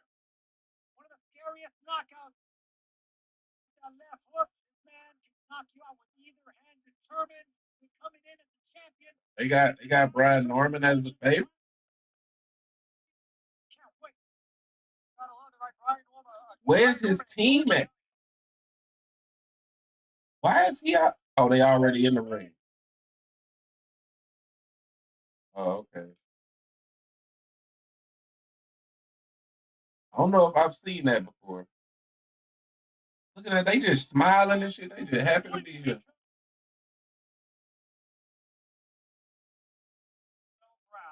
And it will be for the WBO welterweight championship of the world. Brought to you by Riyadh Stella, Green Magazine, Frank Warren for Queensberry, and Eddie Hearn for Matchroom Boxing. In association with Bob Arum for Top Rank Incorporated and Devin Haney Promotions, along with their premium partners, Saudi Tourism Authority, STC, Saudi National Bank, Dr. Suleiman El Habib Medical Group, and Saudia. Their strategic partners, IR United, Arroyo Cruises, Sadia, Lucid Motors, SHG, and Azure. Their main partners, Pepsi and Arena Fitness Innovation, and their commercial partner, Prime.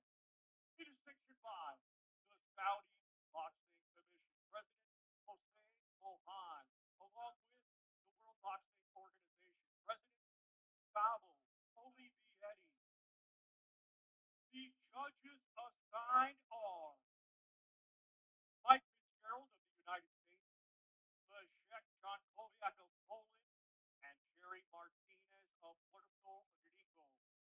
Our referee in charge, third man in the ring, will be Ricky Gonzalez of the United States.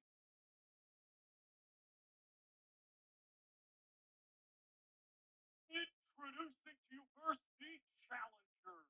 Fighting out of the blue corner, he comes to the ring wearing amber with yellow and weighed in officially at 146.6 pounds. Fighting out of Miami, Florida, USA, by way of Oakland, California. He's undefeated with 32 wins, 15. Oh no, Miami. Okay, fighting out of Oakland. I was gonna say. The former undisputed lightweight. Boy, I'm nervous. Hey man, that just means it's gonna be a good fight.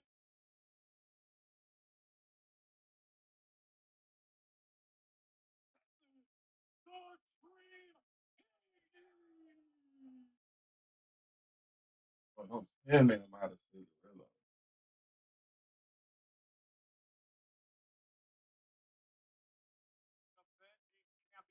Fighting out of the red corner, he comes ring wearing brown and beige, and weighed in officially at 114.12 pounds.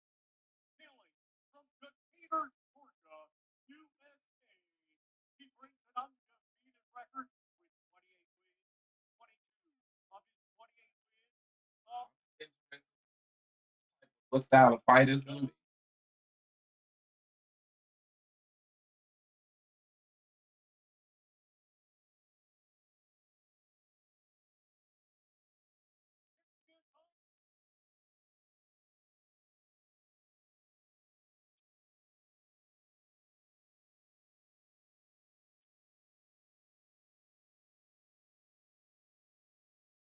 So he's the assassin too? Like who is assassin one? Is that?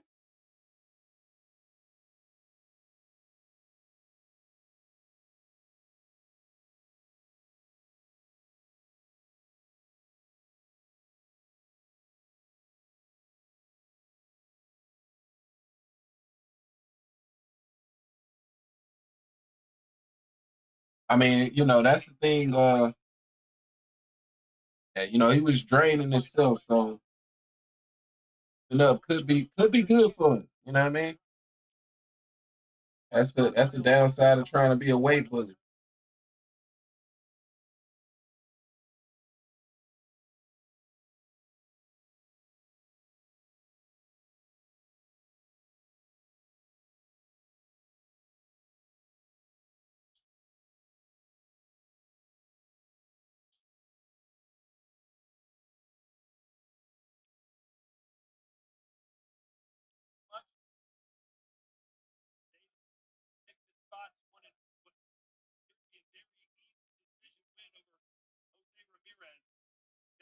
lot harder to beat punch.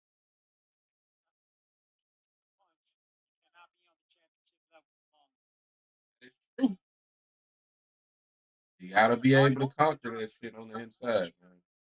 You want to be great.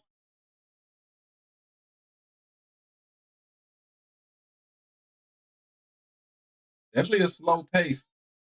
Bit of a slower pace from Brian Norman than I would have expected.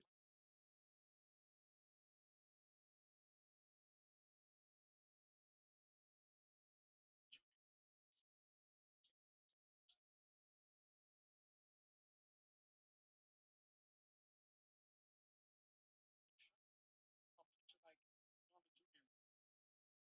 That look like that could be the money punch. Absolutely, the money punch for Ryan Garcia and Brian Norman. He had a good look. Norman was probably for knockout of the year when against June Stock and Cookie. Yeah, Norman will tell you it wasn't just a knockout of the year, it's a knockout of the decade. He needs to be first. Watch the dictate. I'm sure that's right. He needs to be first. He can't let Norman come in first. He can't give counter punches in the entire fight. Norman got a little offended when people said, hey, Dennis is a better boxer. He's got better feet. He said, no, man, I just have better feet. His better jab. Better than me. I promise you. Better. Norman Jr. timing and the punch selection, the combination, and the way he comes off the ring. Look at how he's getting key to that as well. Because Haney's going to have the faster feet, but Norman definitely has the heavy.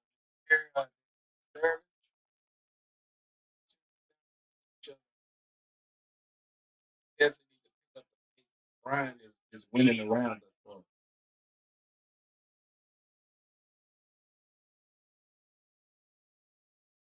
Oh, I don't know why she was cutting out like that. But I said that I think that they being patient.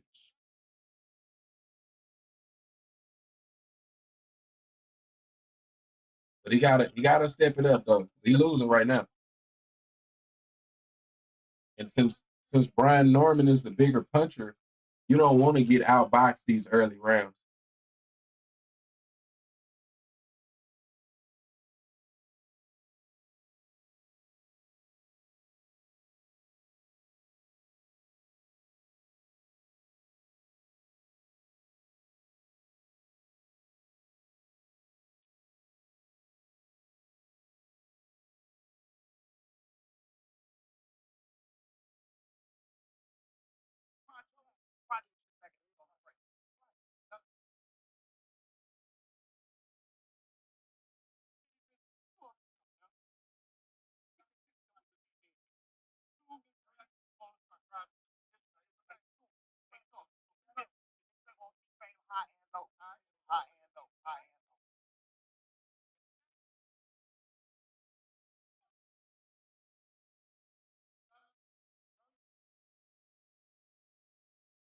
Round two.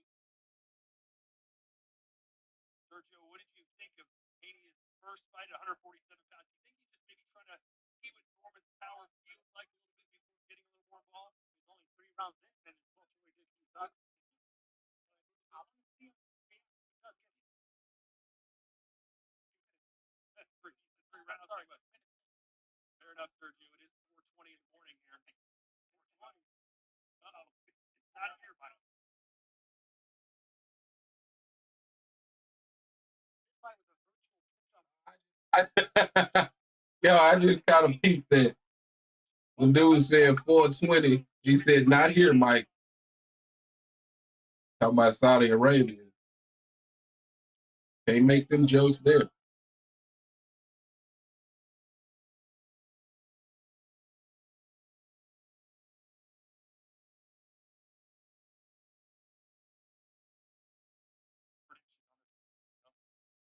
Junior, but right now I love that chip hook that Haney landed. It shook up. It shook up Junior, man. I want to see that again because he hasn't Stand for it. I didn't even see that right there.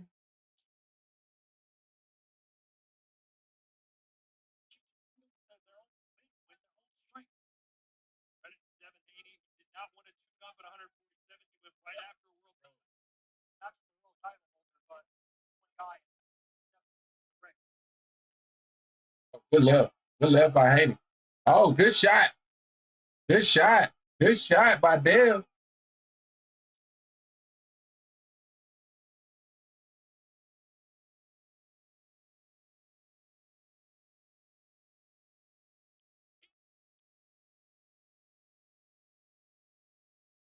Don't come in wild, bro. Come in composed. Coming in wild, you're going to get caught with something. What are you stopping the fight for? What is up with this ref, bro? What the fuck is you doing?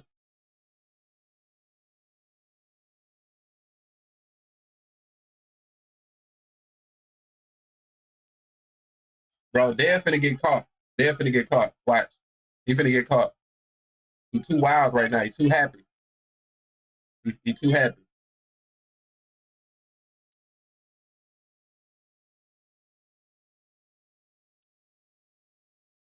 Good shot, though. You're right.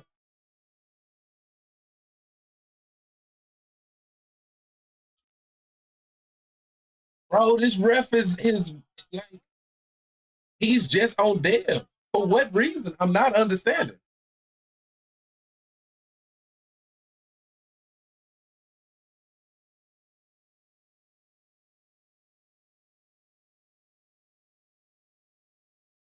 I think the ref is rooting for Brian. I think we know whose side the ref is on.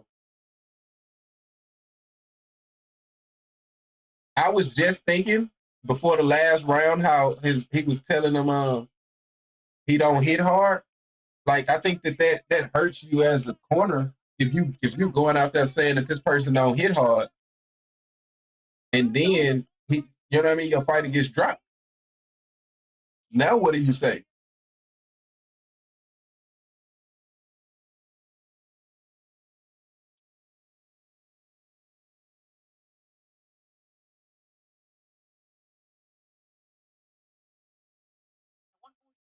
I think he's a lot stronger. He's not exhausted from the weight. I'm becoming a believer now. To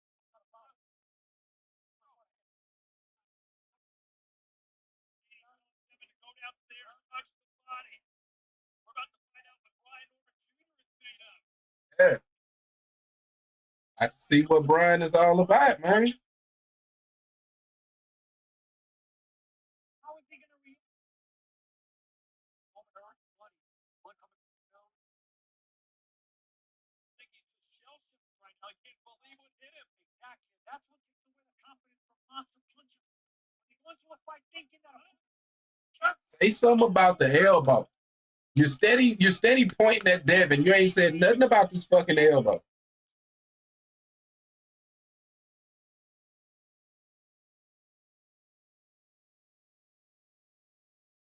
Come on, Dev. Yeah, man. He definitely right now is the time to strike, man. While Brian Norman is trying to figure out what the fuck happened.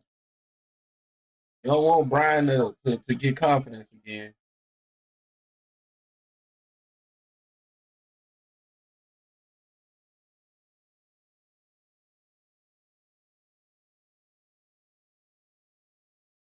It looked like his jab is a little bit more condensed, but he still got a bit of that bow and arrow to it.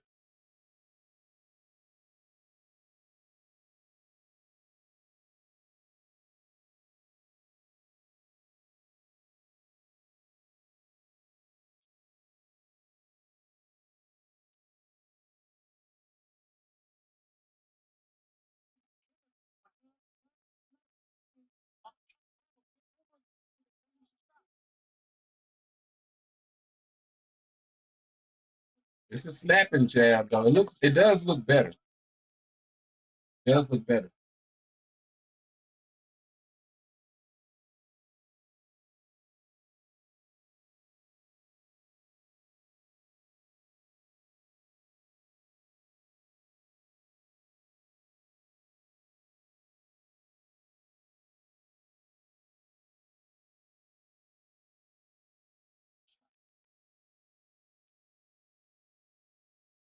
One, two is there. Yeah, I mean the jab is definitely looking good.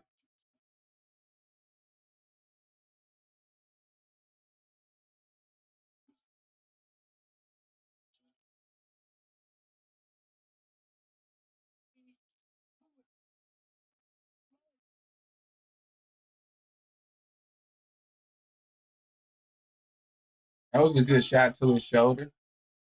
Ryan Norman a bit discombobulated.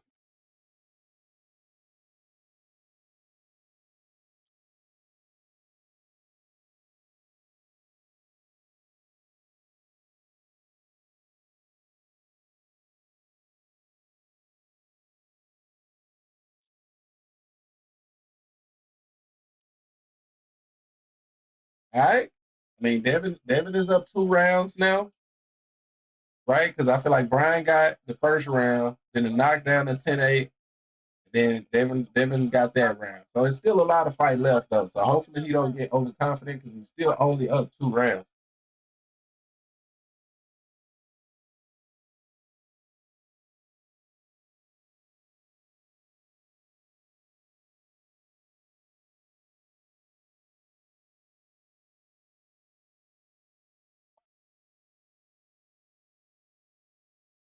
Still though ain't got no real fucking trainer, bro.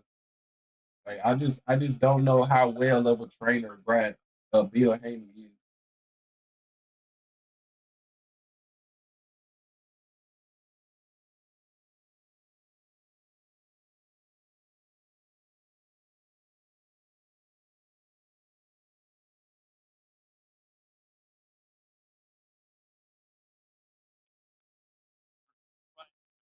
Yo, Mudbone, how to watch? I mean, it's on the zone type shit, bro. I mean, it is alternative ways, but those are like frowned upon, you know what I mean? But I did hear, you know what I mean, that hypothetically speaking, you know what I mean? Like if people was into doing bad stuff, which I'm not, right? Like I'm not into doing bad stuff. Like I definitely have the pay-per-view. But some people that's into doing bad stuff, like they be watching it on like meth streams or something like that. I'm not entirely sure. Um, but yeah, man, like yeah, I don't indulge in any type of foolishness, me personally. But yeah, man, the people that like to do bad stuff, they be on meth streams with it.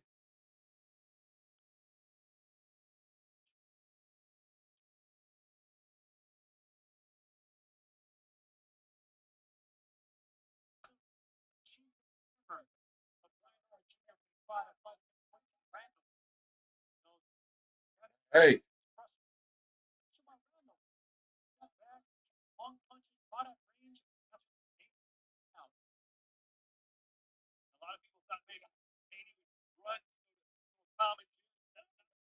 Hey, look, Team 80 took this fight. They saw it. not gonna lie though, Devin is not even on the inside, like he's not respecting Brian's power. That's kind of like, that's definitely not expected. You know what I mean? Definitely didn't look at this fight being this type of fight.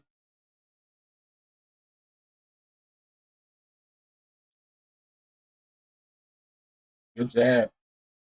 Real good jab by Devin right there.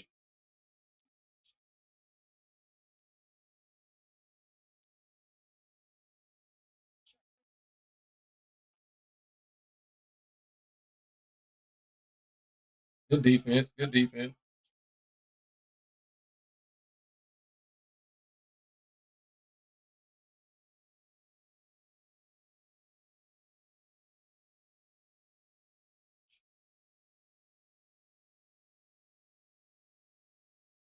Yeah, nah, Brian Norman is not. He's discombobulated.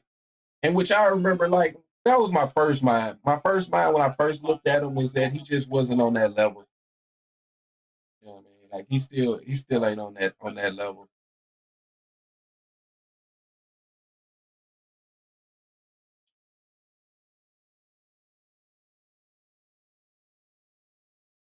It is levels to this shit, man.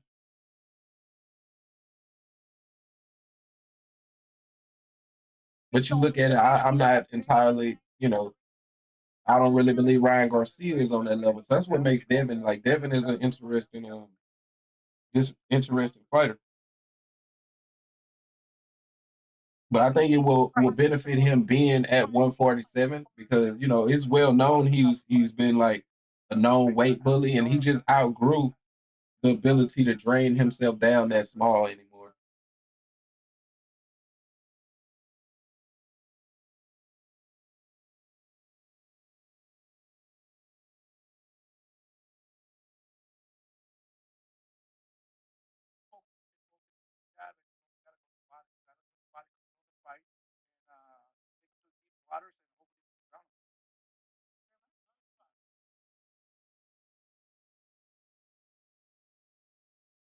All right, round 5. Check in with my copter scorecard here in a minute. Yeah, can't get overconfident. Definitely can't get overconfident though.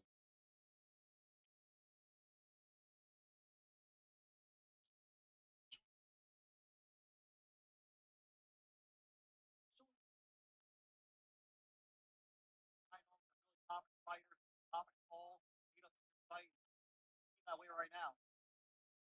Yeah, he's been discombobulated since that knockdown. Blood comes out. That is a power jab. That's not a punch jab. That right hand I'm looking for. Haney looking right hand. Now he checked it with the left hook. Now it's time to perform that right hand. How do you have it here, Mike? The first round, obviously, the knockout and ever since. Check the fan zone. You got it the same 39-36. They gave the first round to Brian Norman Jr.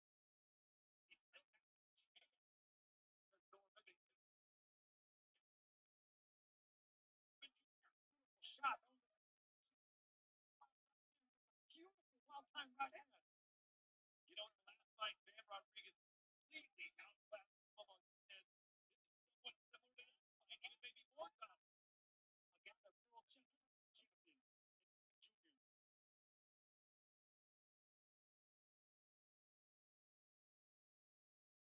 Yeah, Remy, your boy looking like he gonna outclass him, man. As long as he can stay composed with it, don't get caught with nothing.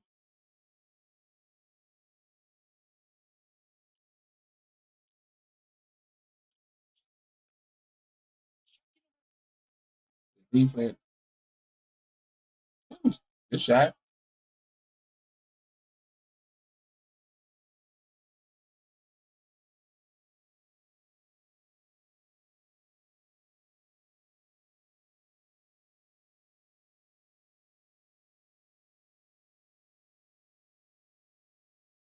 Now jab. That's a fight. Early pressure. Get the respect of Haney, but it's the other way around right now. Haney got the respect of the assassin.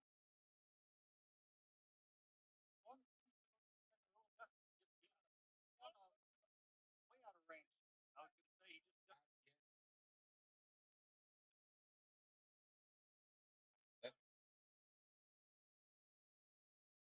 Like all that staring after the round, like what is that supposed to mean?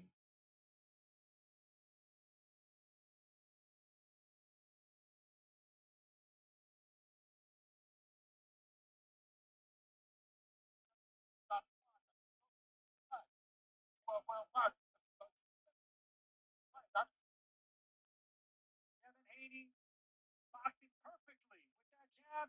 That's a delayed right hand right there. Slight pause when he threw that jab. Just to open up way, an avenue for that right hand. Beautiful shot. Locked in. Yeah, that's a good shot, man. He just outclassing him right now. Following the game plan to perfection. Kevin Haney.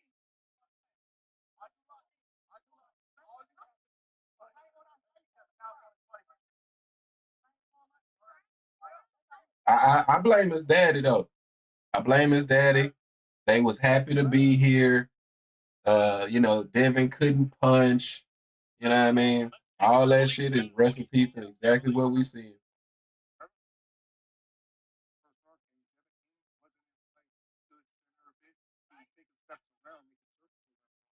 he held his ground. I'm shocked to check that book that he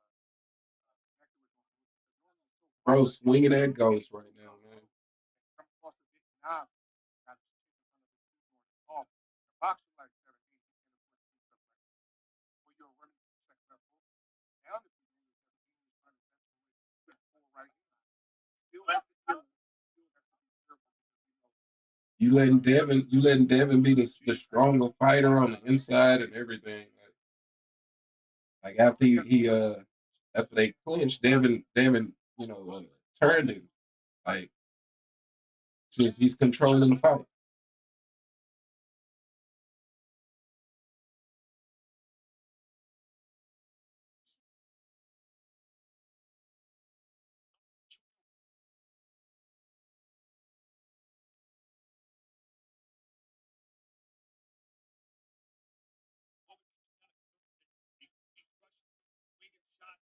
Like so many combinations, hasn't gone to the body much. You got a double and triple your body. He body work. He gave it right back. Like now, you know, we talked earlier about the massive disparity in experience here. He's showed Norman the level 2 beat so far has been right. Total punches landed 37 for Haney, 55 Norman Jr. Norman Jr.'s home, 85 punches more.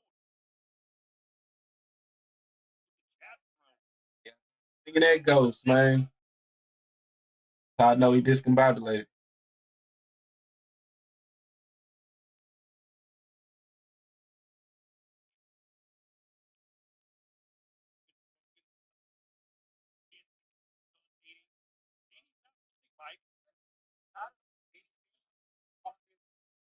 Fighting Brian Norman, and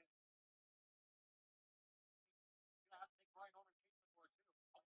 I'll try to Haney Norman Jr. with a jab. Norman Jr. keeps his head the same line of fire against one of the best jabs. When you won the title against G1 and another brawler, you got hit with one shot, he's backing up. You can hit on the center line. That was a different class of fight. No head movement by Norman Jr. Can't flip that jab, you should put into it looking for power. Wondering how Haney's punch was just in the weight. I don't recall him taking that big power punch yet to the face.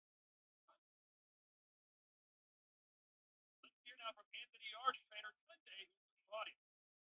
Yeah, just completely outclassed him, bro.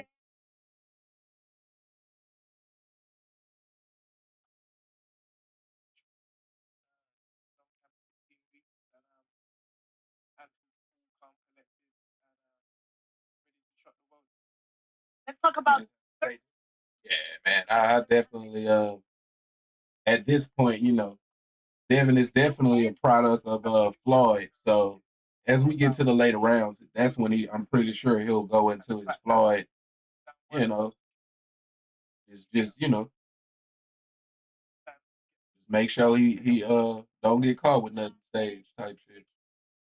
I mean, he's at this point, as discombobulated as Brian Norman is, he only needs a couple more rounds to kind of lock it up to where Brian would have to, kind of have to get a knockout at this point.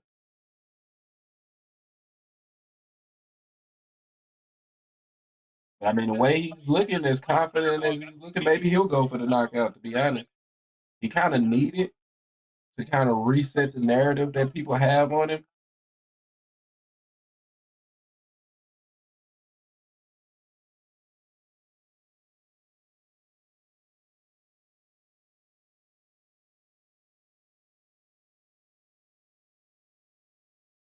Like, it's crazy because Devin looks like the more stronger fighter on every level. I mean, Devin looks like the stronger fighter. Like in the clinches and shit, Devin is the more powerful fighter. Like he's moving Brian around and shit.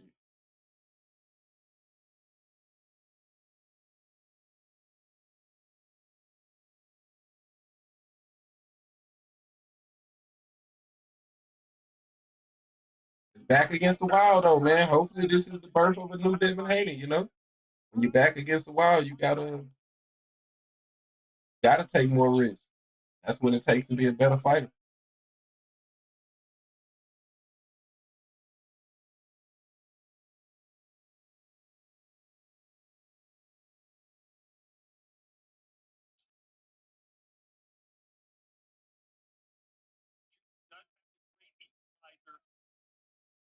Yeah, man, you always got a puncher's chance for sure. That's about all Brian Norman got left, it seems.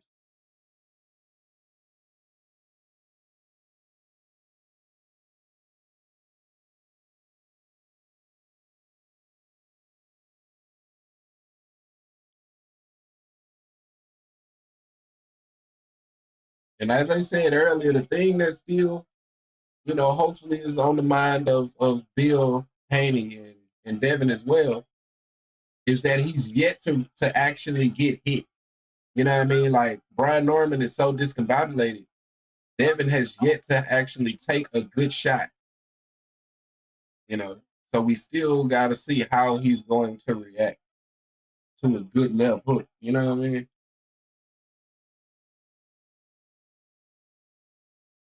But it could be like the Bud fight, like in that Bud Canelo fight. I basically, you spend the whole 12 rounds waiting for him to get hit, and it just never happens. You know what I mean?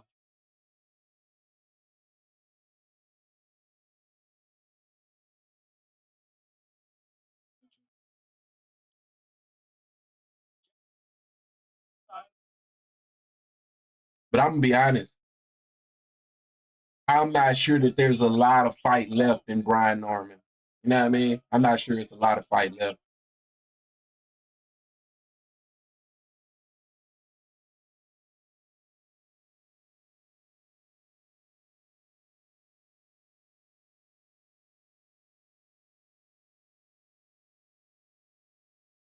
Whooping feet, he definitely doing that right now. He definitely doing that.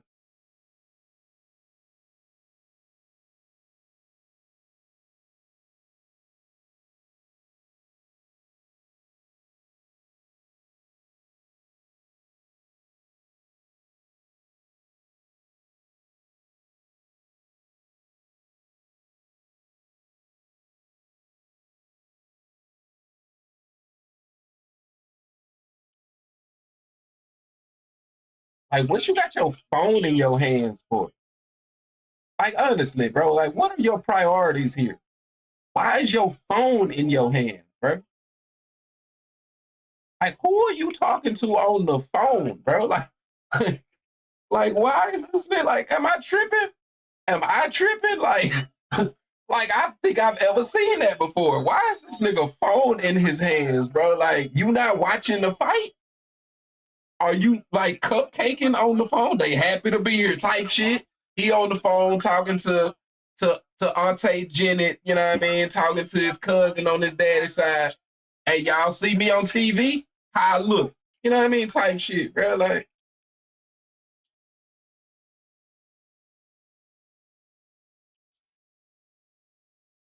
Like that. Punch with the free hand, punch out whatever hand is given you. Double and triple your way in. Jab your way in if you're over 2. You can't be posturing in front of a guy with a wicked fat jab like Haney. but that's why he's in a bad spot because he's already been caught. So now he's hesitant to get on the inside, but he can't do no work from the outside. He's not skilled enough. And I'm pretty sure his daddy is too busy on his phone than to be able to give him any real meaningful advice.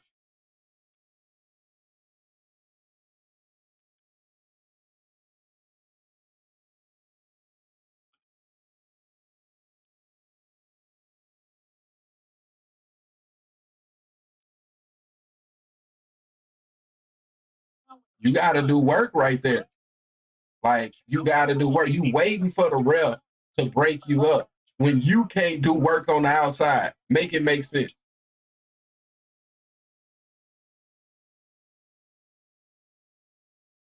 You're like, yeah, my son in the ring and what you up to? Type shit, bro. Type shit.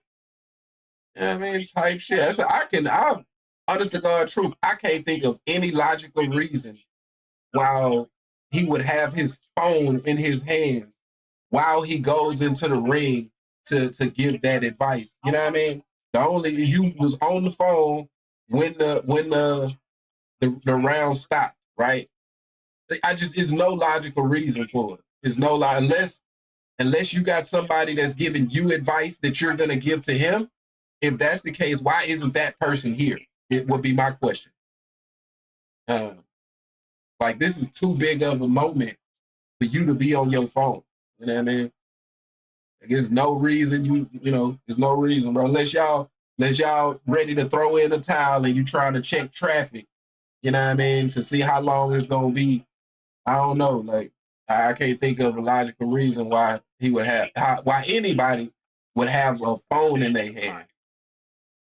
Like, you taking selfies? Like, what the fuck is going on? Like, like, I'm dead ass. Like, I've never seen that before. Like,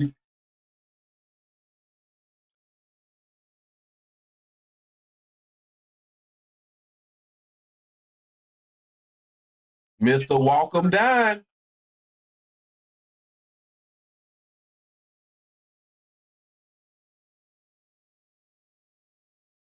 Hopefully, man, because Abdullah gave us a great fight.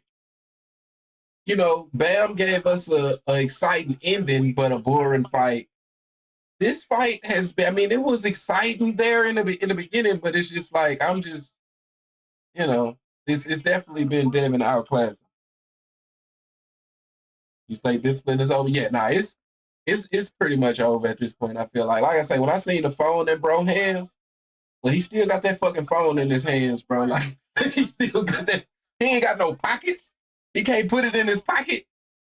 Like, do you gotta, like, I don't understand why you got this phone, bro. Like, I'm dead ass, bro. Like, I don't understand why you got this phone, bro. I don't know.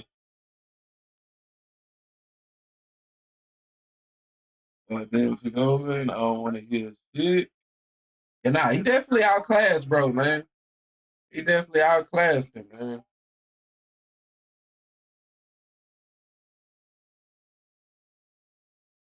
We finna call for backup. Shit, I guess, man. He needed. He needed. Sound like, to me, it seemed like hopefully he calling somebody to be a new trainer, because Brian Norman definitely needed.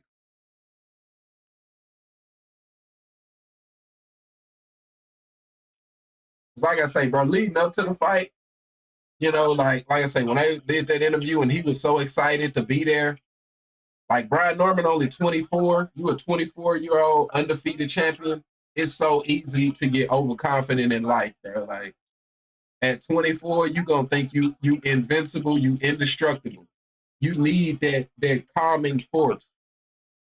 And obviously, I don't think that his daddy is cut out to be that at this point, because it's hard, bro. Like, I can understand it's hard to be a father and a trainer. That's got to be very, very difficult. And there's nothing wrong with not being able to do it at a championship level. You know what I mean? You've been able to do it to this point to get your son to this level, but I'm pretty sure he's gonna need somebody else to get over, over this hump that he's gonna have to go through.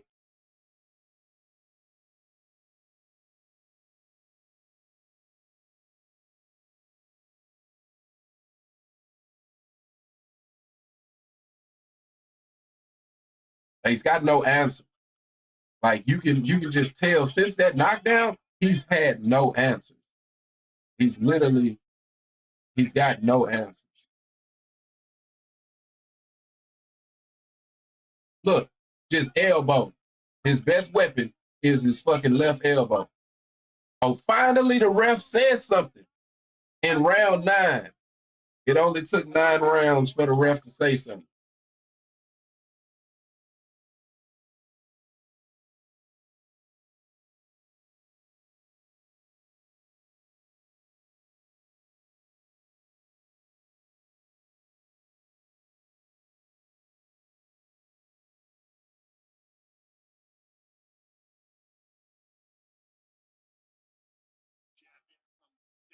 He keeping that right hand up a lot more though. I'll give it to him.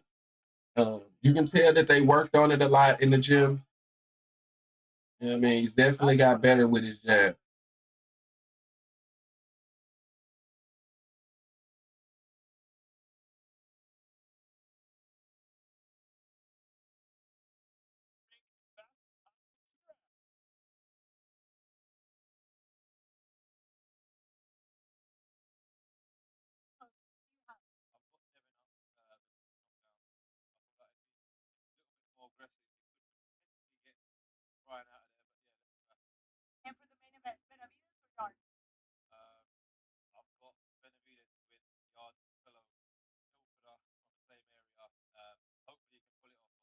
Claudia is close. Or what I missed? Can you share with us? Hopefully be back out here in early part of next year. Hopefully in a big fight. Anyone in the 168-pound division. Fight. No, they just be, she on the sidelines, you know what I mean? She's interviewing people. She don't know what the hell going on in that ring.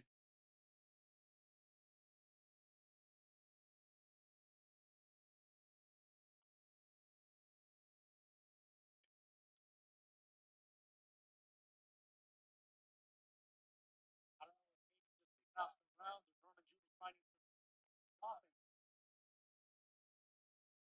Well, you said you gave the first round of Norman Jr. probably the last two, maybe the last three. So yeah, I mean, with another successful run by Norman Jr., might be tightening up. But I'm seeing life in Norman Jr. That's all I want to see because For the last 2 rounds. What's that? That's 3 rounds to it's still what 3-6? 3-6 with the knockdown, so up 4 rounds still. You need a knockdown. Like at this point, you need a knockdown.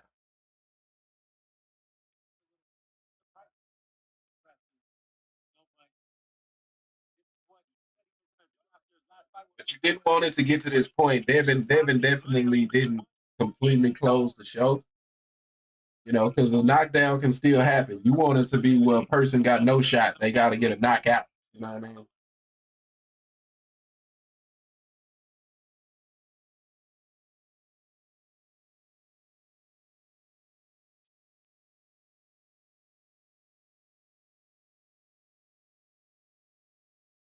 This ain't undisputed, man. Knockouts can happen, and they don't have to be random.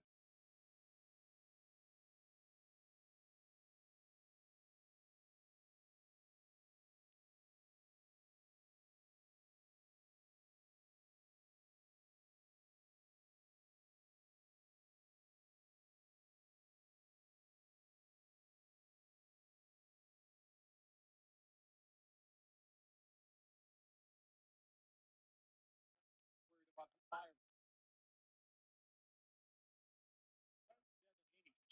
Monster, man. I mean, this is a welterweight. Devin Haney is stronger, dominating them. Norman Jr. turned pro at 17, fought in Mexico for 13 of his first 14 bouts. Some of these guys made their promise in Mexico. Did it the hard way. What can I say about their father is that he can change and lose. Look at him.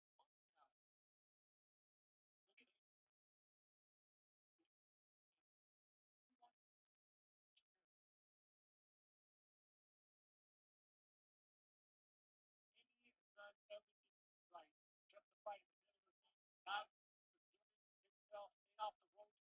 Hasn't let Norman Jr. get any kind of confidence.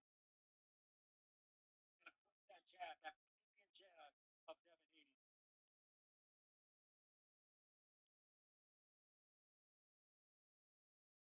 All right, it was a bit of a closer round. But again, bro, at this point, he needs a knockdown.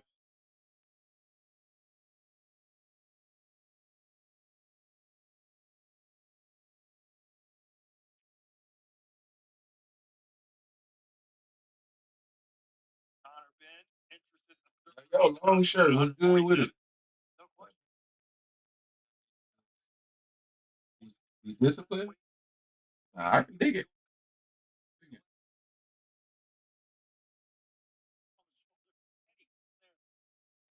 Don't forget, Connor Ben 17, no love lost there. That's gonna fall asleep, man. This is over. Trump on.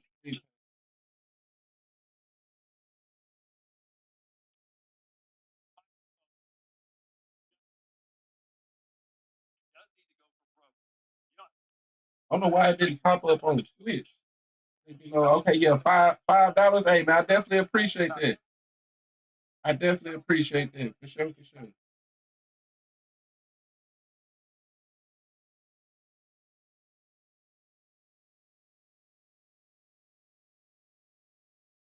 Yeah, I'm not sure why it didn't give no animations on.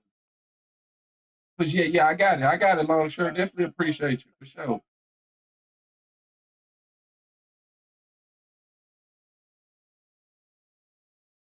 You know, nah, they've been boxing, man. Definitely been boxing. Don't know how this shit work. Yeah, it came through. I don't know why it didn't come through on Twitch, like give me no type of animation for it. But nah, it definitely came through. I seen it hit the PayPal. Kind of being pretend to be asleep at ringside. That's where as soon as he faces someone good, they're gonna take that guy out. Nah, I can dig it. He feeling himself right now after that Chris Eubank win. But that's the thing, like a lot of times people get so excited about the wins rather than analyzing the competition. You know what I mean?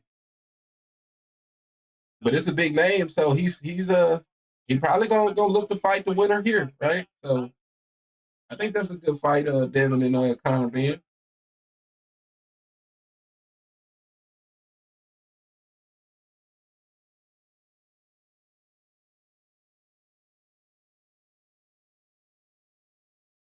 Yes, indeed, long shirt. Definitely appreciate you for sure, for sure. Another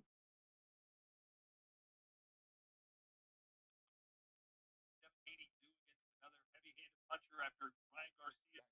It's bro, you're not gonna like.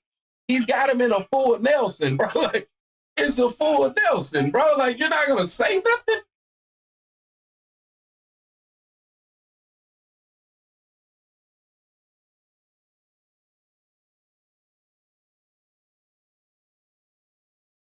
Oh, we're skipping around. Yeah.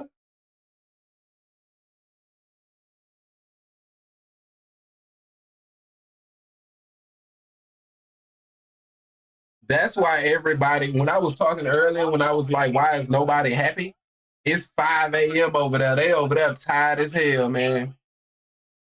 Hey, it's 5 a.m. That's why ain't nobody smiling. I ain't smiling at 5 a.m. for shit neither, so I can't be mad at them.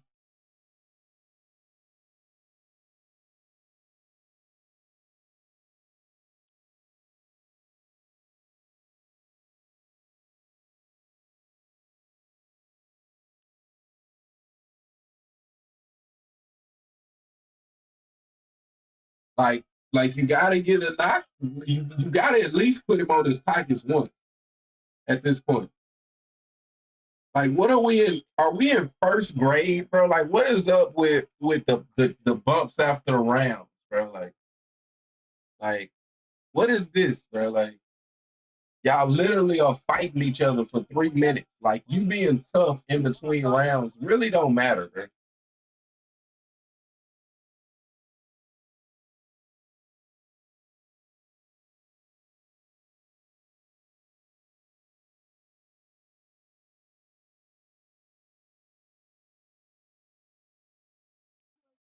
Yeah, this is late for Saudi fights. They usually over 4 5 hours ago. Maybe the U.S. audience they're showing it later.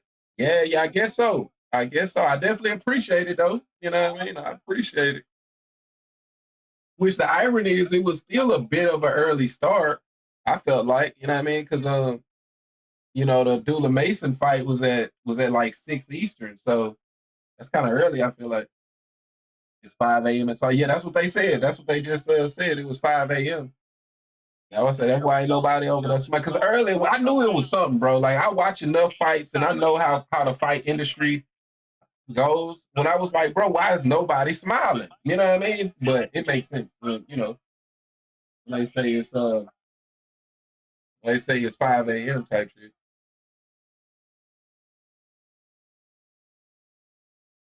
Gotta go. You gotta go for broke, bro. You gotta go for broke.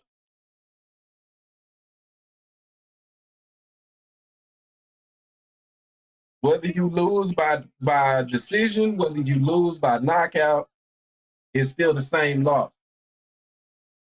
What fight y'all looking forward to the most? I was looking forward to the Abdullah Mason fight earlier, to be honest. You know what I mean? Abdullah is, but I'm definitely looking forward to this Benevidez fight. You know what I mean? This Benevidez fight versus Yarde.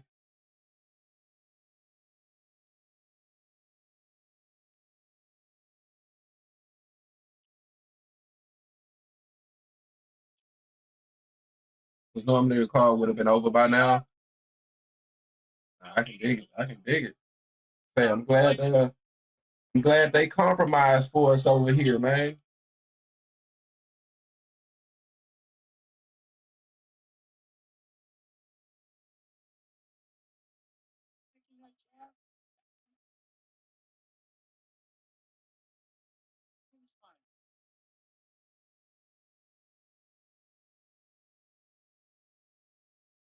Good body shot on the inside. I wish Brian Norman would do work on the inside. It seems like he just waits for the ref. Benevidez. It could be a war. Hey, hopefully we do, man. Even though we lost that fight, yeah, hopefully we do. Be honest. Because after this fight, which this fight has been decent, but the last fight to me was a bit of a drag. And then this fight has just not been as competitive as I would have liked. You know what I mean?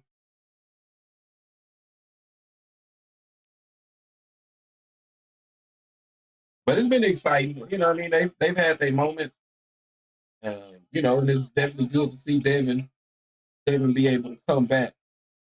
Because I think it's better for the sport, man. You know.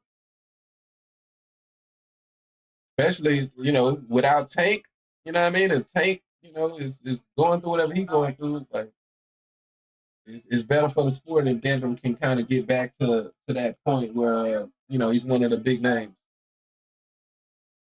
Because obviously somebody like Brian Norman is not quite at that level and ready for this level of competition. You know what I mean?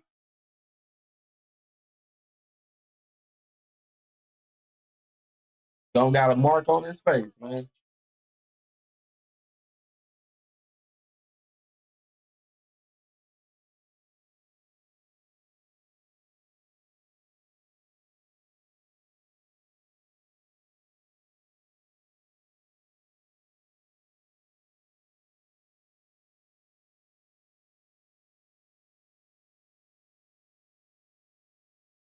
Bro, what are they like? Bro, it's over, bro. Like it's a boxing match, bro. Like they've already fought. There's no need to be tough, bro. There's no need to be tough.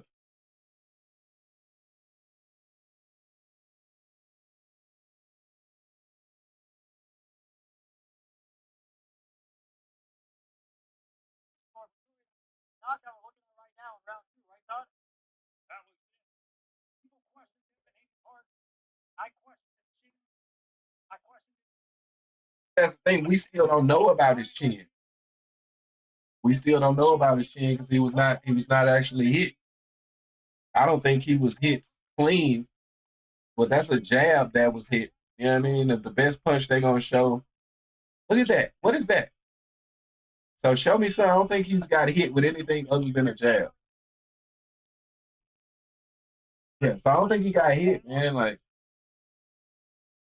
so we still don't know if he can take a punch. You know what I mean?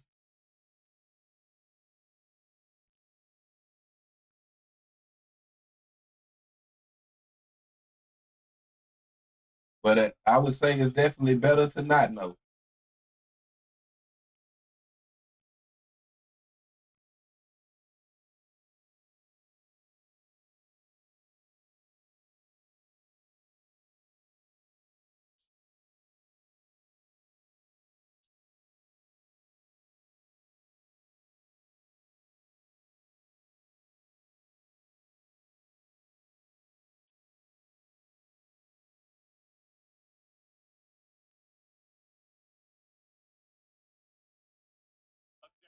Thomas Triber has the score.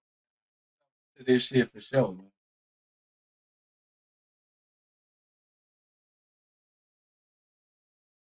The judges' scorecard. Judge Mike Fitzgerald scores it 114 to 1.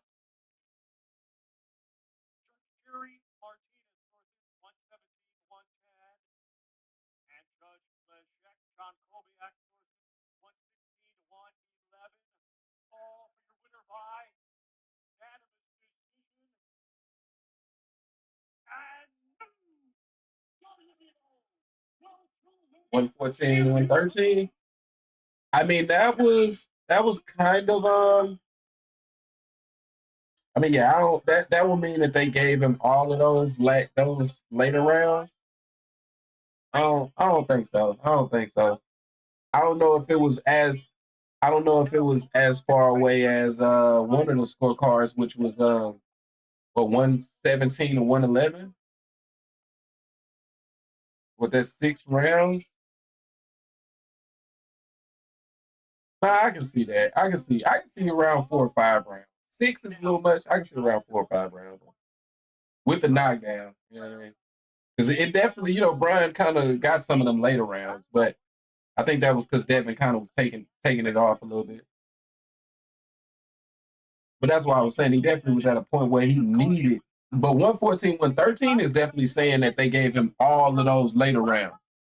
But that's what I'm saying. He was at the point where even if he got all of those rounds, he still needed a knockdown. So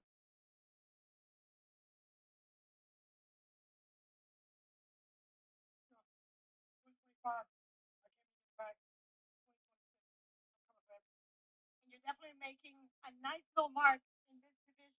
yeah, we'll see. We'll see. But that's a good win for him. Definitely a good win, man. Even though you dominated, what made it so difficult to take him down? I'll put this on and I'll be right back, y'all.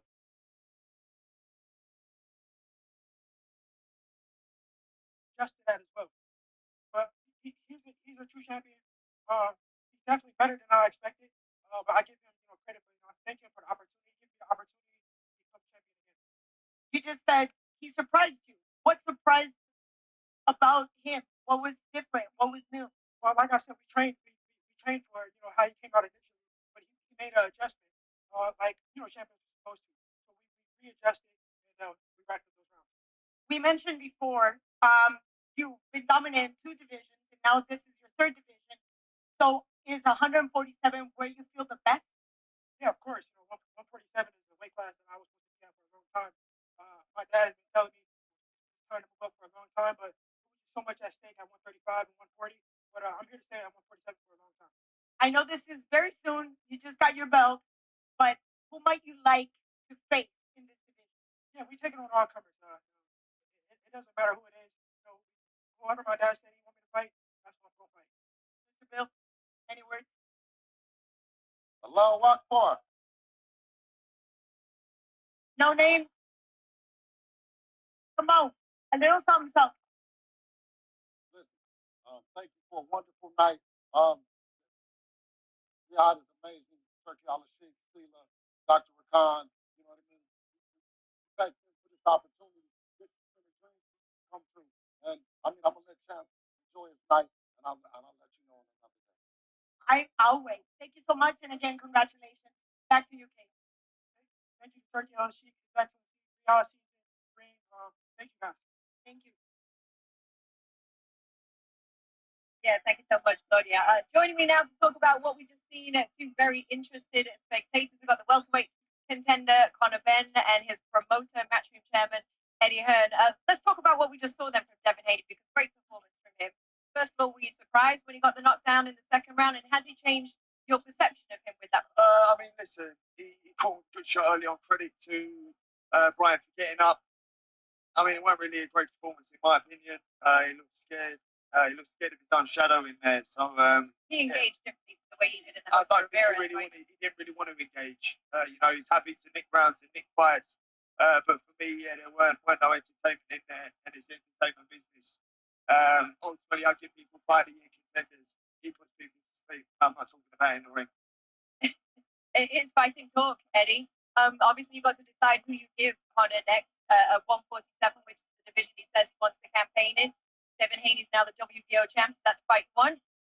Yeah, I mean, after that, I mean, not really. I mean, look, he wants to fight for the world title, but you've got to give Devin Haney credit and respect. I mean, he's just become a 3-division world champion, but no one's going to want to watch him fight. I mean, he's fighting scared.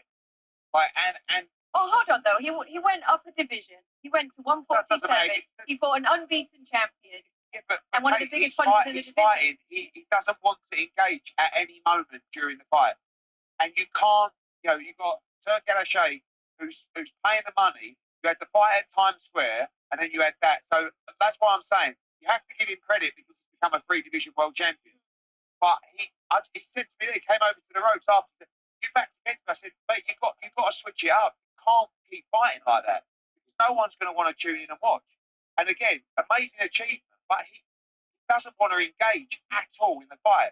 And if you fight someone that's actually going to come forward and throw sharp combinations at you and move the head off the line like Conor Ben does, rather than just coming forward in straight lines and lunging in and squaring up his feet.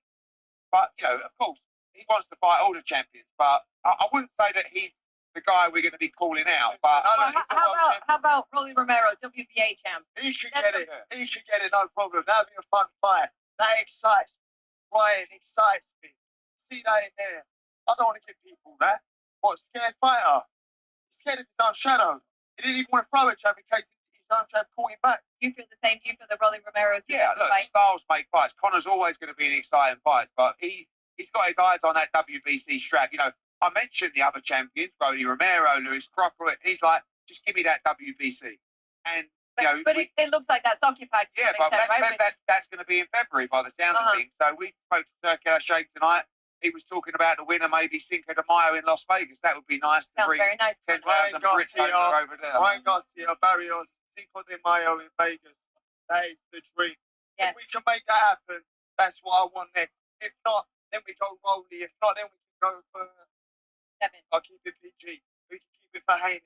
Either one of them. I just want to give people the fight they want. I'll give the fans what they want. And that's fighting the contenders. That's value for money. That's vulnerability. That's knockouts. That's shit. Sit on your edge sort of kind of business. I hear you. Not none of this running around. We enjoyed your last performance. It was spectacular. I hope we get to see you in a fight again soon. Talk to me about your other fight at Bam Rodriguez on the card. What a great performance that was. Phenomenal. I mean, that was like number 1 against number 2 in the world. So Ring Magazine champion, Ring Magazine number 1 in Puma, another world champion, another belt for Bam. He did it without even coming out of second gear. And what he did was, and this is what I was talking about that fight, he constantly tried to get him out of there. Even when he was winning so comfortably, he kept trying to get the stoppage. He was taking chances. He didn't mind taking a few to try and force the knockout. Slipped 4 or 5 punches. Beautiful showreel knockout. 1 more belt to go. Undisputed. Move to bantamweight. Try and do it again. And maybe a Naya Inoue fight at the end of 2026. Bam's now in top 5, top 4 pound for pound. He's 25 years old. Phenomenal talent. Yes, absolutely. Is he in his prime yet? Is he in his prime? I think these younger the higher weight class, but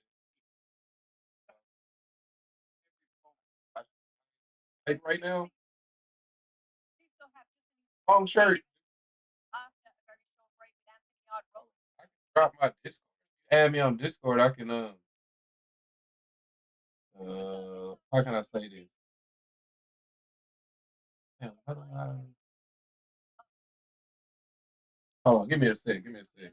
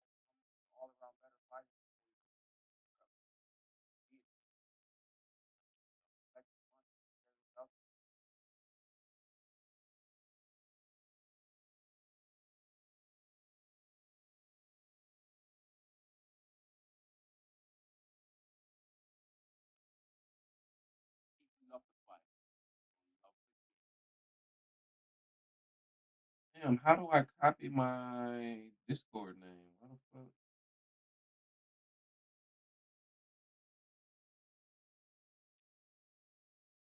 I feel like this shit used to be a lot simpler.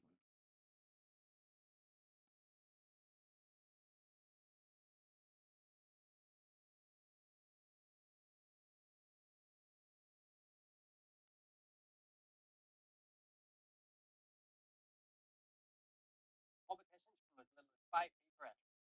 What are you waiting for?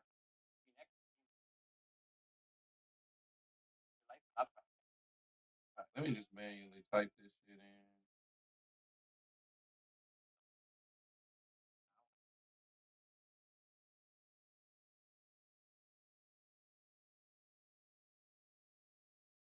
in. Long shirt. That's my Discord.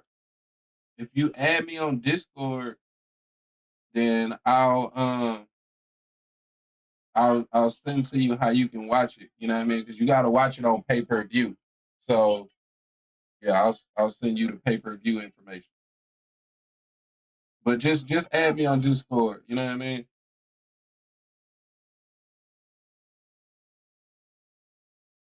Or if you want if you got a Discord, I guess I don't even know if you got Discord, but if you got a Discord, you can drop yours if you're able to, and I'll add you. I don't know. I don't know why it's not letting me like copy my Discord name or whatever, but it's Raw DZ YT type shit.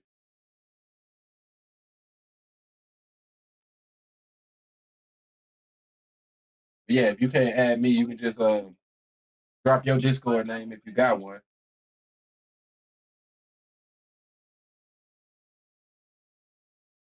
But yeah, Remy, why you say Dev can't win for losing? Dev just won Benny about to fight. You talking about Benevidez. Why does he lose because Benevidez is about to fight? Did I miss something?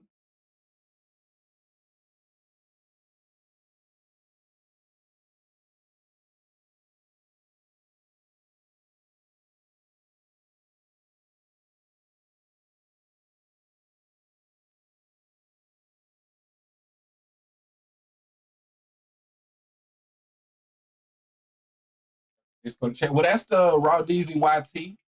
It for whatever reason is not letting me like copy it, but that's my name. My Discord name is Raw DZ YT. He was crying about how Dev fought. I mean, or you said it was in your bio. Is it in the bio? Is it in the bio? I really don't know. But it's Raw DZ YT, and if you can't add me, you can just drop yours, and I'll send you one. I don't know why this shit is so difficult for me right now.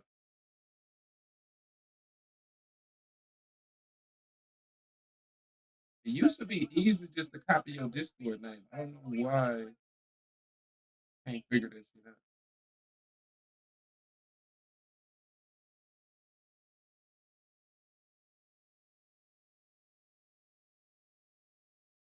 All the numbers, right? Hold on, I think I got to put the numbers there. Let me do it like this. This is how.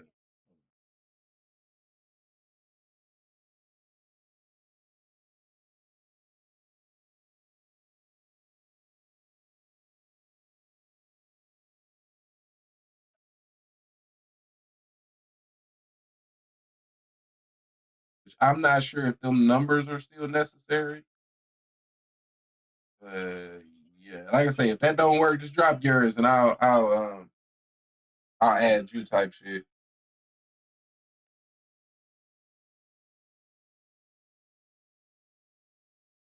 But yeah, crying about how Dale fought. I don't understand what their issue would be with how he fought. So I mean, bro, like I tell you before, bro, like I can promise you something. One thing I know, two things for sure, you'll never be able to make everybody happy. You know what I mean? It don't matter. Like you can literally be like, as they say, as the saying goes, they hated on Jesus, bro. They hate on anybody. So you know, I wouldn't. I don't get riled up based on other people's opinions because it's exactly that, bro. Even if you got 100 people, even if you got 100 people with the same opinion, that shit don't move me. They said he was scared to get hit. I mean, like I say, how many of those people even understand boxing? You know what I mean? How many of those people actually know what they talking about? Even the announcer said he wasn't running. You know what I mean? So to say he was playing it safe, yeah, like it's boxing. You know, Showbiz is saying that. Well, showbiz is just exactly that. You know what I mean? He's in the show business, so he says a lot of things that, you know, kind of are built to get a response out of people. You know what I mean? Whether a good response, bad response, it's all content for him. You know what I mean?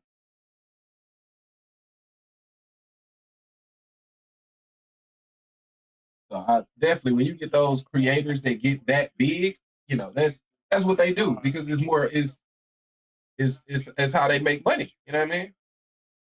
It's how they make money. But yeah, I don't get to if some things they say you can agree with, some things you can disagree with. But I ain't following nobody like what they saying is gospel.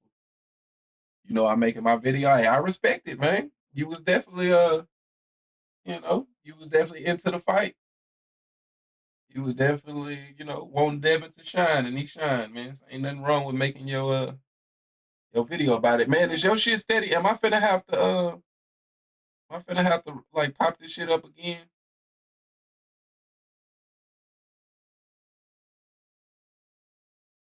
That's what I'm finna do.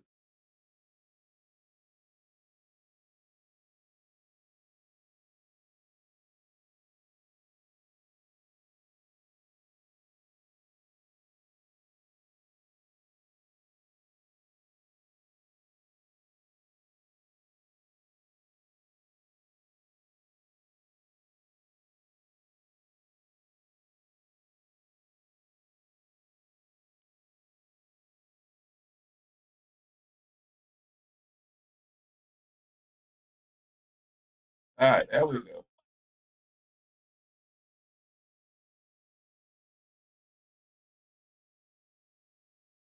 I just posted 3 days ago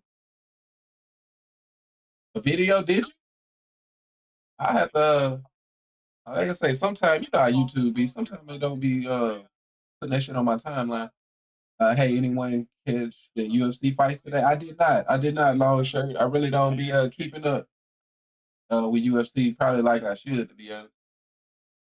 It's been a couple times I've said I was, but I just don't be keeping up with it.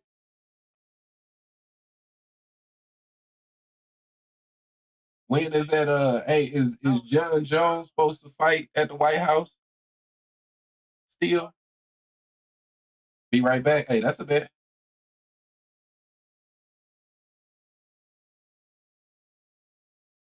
That Michael Buffer old ass, man.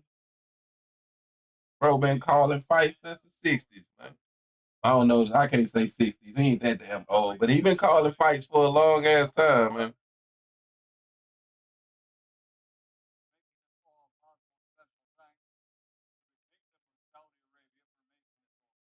Look at him. He old as hell, man. He can barely go through this shit.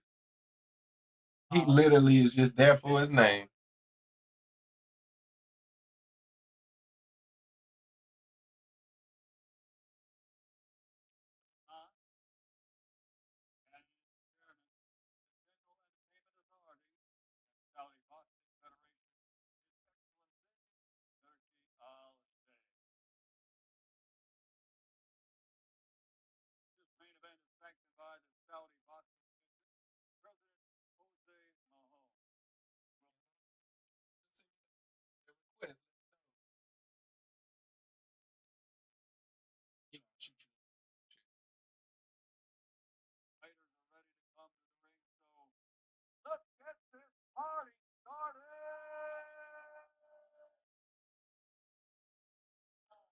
Why don't he say let's get ready to rumble anymore? I bet somebody trademarked that shit on his ass or something.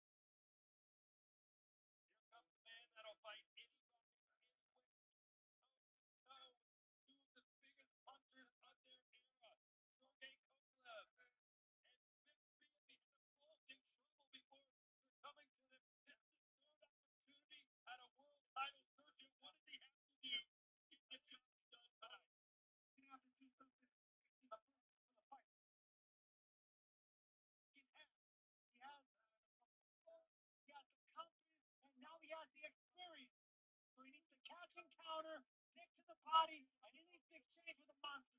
This is a battle between a British beast and a Mexican monster. Someone needs to go down. He has to fight fire with fire. And drop or hurt everyone he's been in the ring with. And if he can do it tonight, he'll finally get that world title he so desperately wants.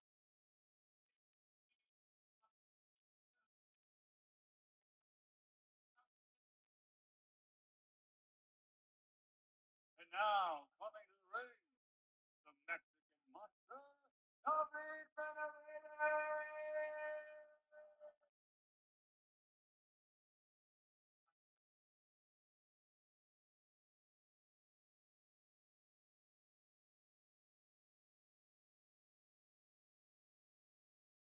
The former two-time WBC Super Middleweight Champion, the current defending and reigning WBC Light Heavyweight Champion. He's been very cordial with the Yarde in the build-up to this fight, Mike, but he was very clear. I will knock him out. Yeah, look, I expect him knock out here for sure. Two big punchers, and Benevidez is also clear about something else, right, Todd? He used Sergio Thru. He's not going to take over Mexican Independence Day weekend in September and Cinco de Mayo weekend in May.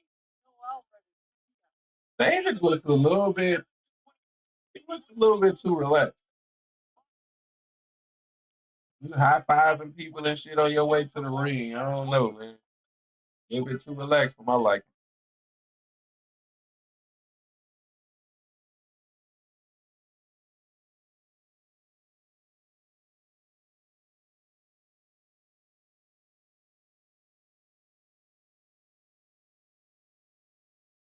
Is that his son in the ring with him?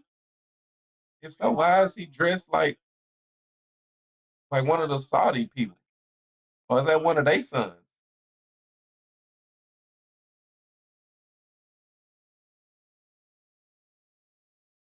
What the hell? What is this? This is like the Saudi Arabia national anthem?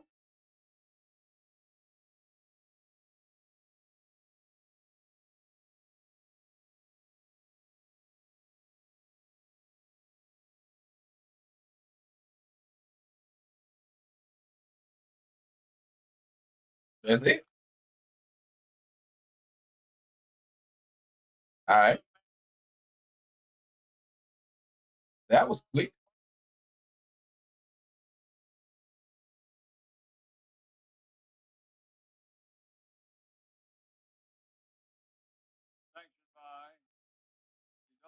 It's gonna be the last fight for David Buffalo. Or is it? Wait, his brother's David, right? That's Michael Buffalo. Whichever one the fuck this is.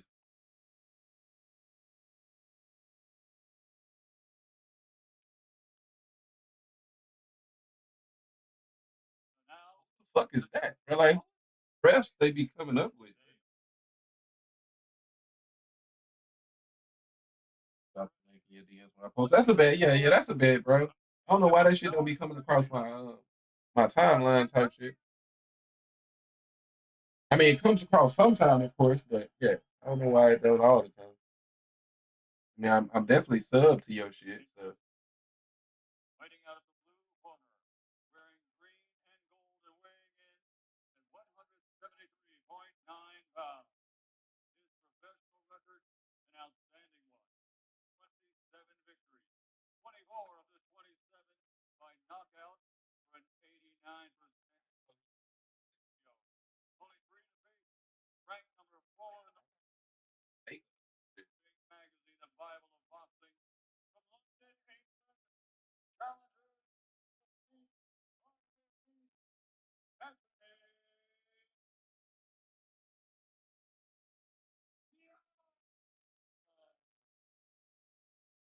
oh, and it's Yard. It's not Yarde. I thought it was Yarde. fighting out of the red corner, wearing white with red and green, and officially weighing in at 174.3 pounds. His professional record is. Did they do the tail of the tape and I missed it? I don't get why they didn't do a tail of the tape.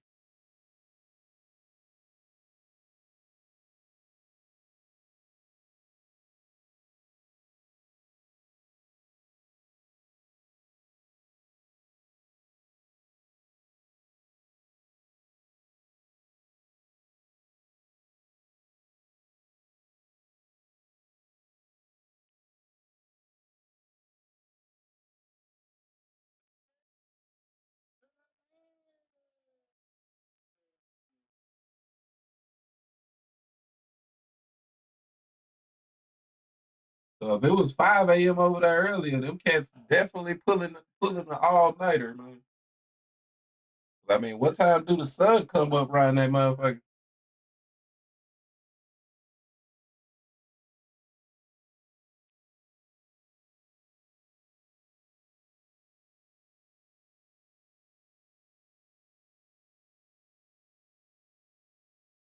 It's wild that I didn't get a tail of the tape, man.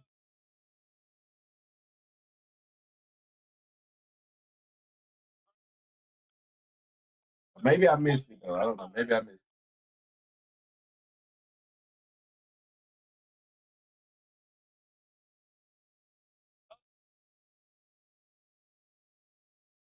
All right, let's see. Let's see. Mr. Walk 'em down.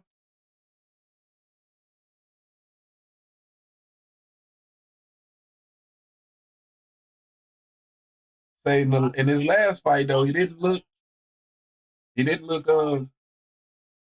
know, he definitely didn't look like he was very comfortable in the new weight class. Let's see how he does this fight.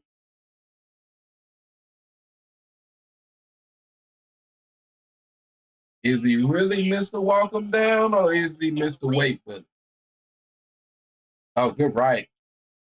Good right.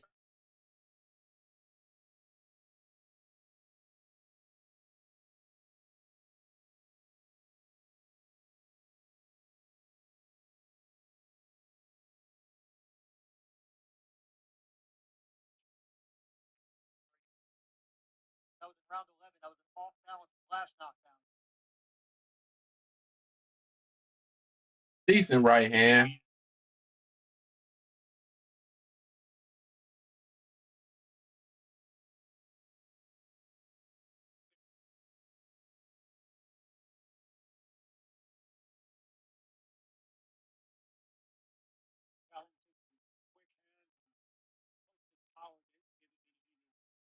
Yarde, athletic, strong, muscular, but he lacks fluidity. He's got fluidity, but he's not as smooth as Benevidez is with the combination. More aggressive, more rough. Both of these members limited amateur experience. Benevidez 15-0 as an amateur before he turned pro at 20. Yarde, Right. an amateur on the job. Benevidez did get a lot of good experience sparring with top pros, like 15, 16 years old. Kelly Pavlik, one of them. The body for Benevidez. Expect him to try and work the body more this fight, Sergio. Benevidez needs to work everything, but you got to be patient. First half of the fight, Anthony Yarde really dangerous. And try to figure out who has more power than both. Body. Oh, my boy ain't been playing Undisputed.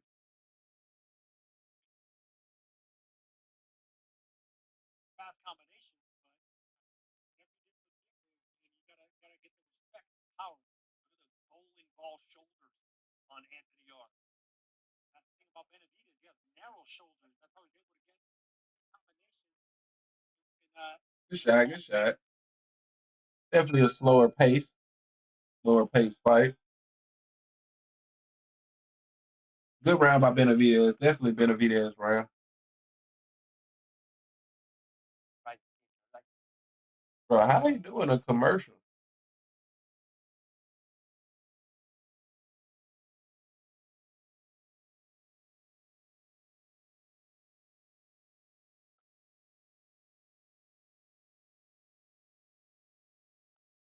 Competitions from as little as 5 paper. What are you waiting for? Be next in your life. Watching these commercials from the UK.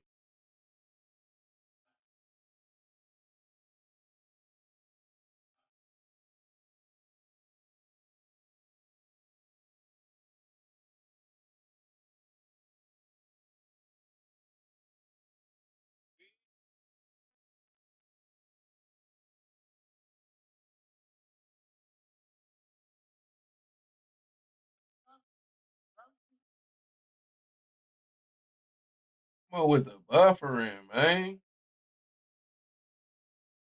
They need to chill out with that, man, on King David.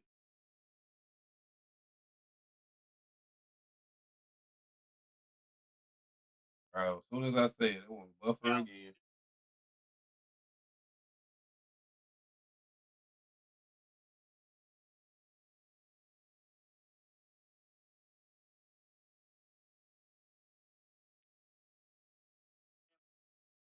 April, third fight off my that was also top of the fourth round earlier.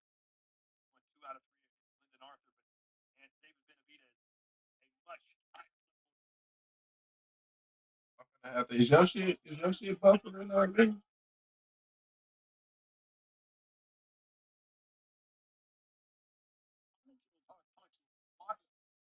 casually keep backward counter. Straight to the body, though, bro. Sneaky straight. No, my shit buffering. I guess it'll play for a little bit, then it'll buffer. I'm probably gonna have to restart this bitch again. They're going to be the speeders. They watch out for the overhand right from Yarde. Yeah, let's see. That should do that shit again. What happened?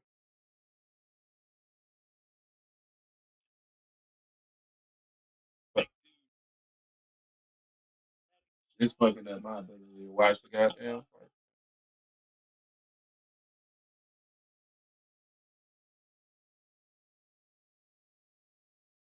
Right hand down the pipe from Anthony Yarde. Normally he walks opponents down with his hand speed, just back him up into a corner, just well away with combinations. But against Yarde, very athletic, not standing in front of him, pivoting to his left. He's going to get down with the jab. Oh, good work by Yard getting out that corner. That was good work.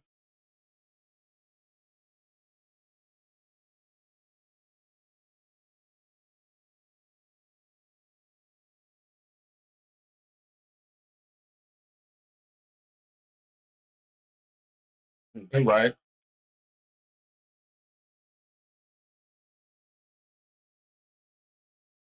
Yeah, it's gonna go bad for Yard though if he keep letting Benavidez walk him down like this.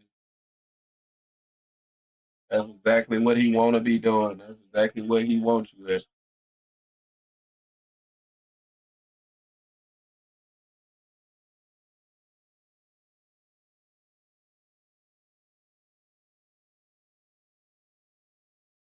That was awkward.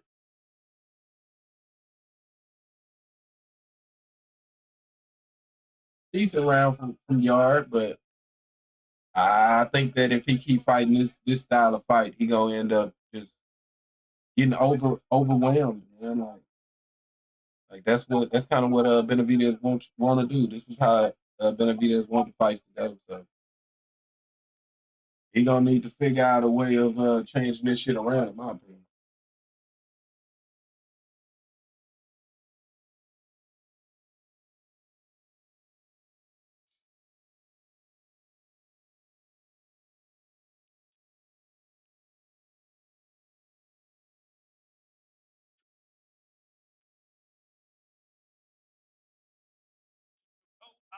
I ain't gonna lie, I'm not even locked in. Shit, you was tuned in for the Devin fight. That fight over, I can dig it, man.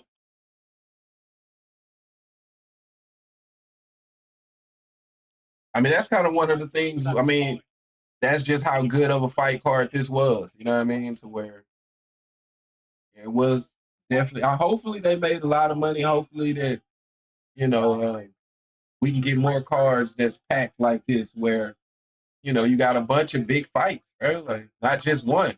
And I think you used to that. You used to just being tuned in for one fight. You know what I mean? Or not to say it like that, because you be kind of more on top of current events than I do when it comes to this boxing shit. But nah, that's probably Wait, Benavidez fighting Southpaw?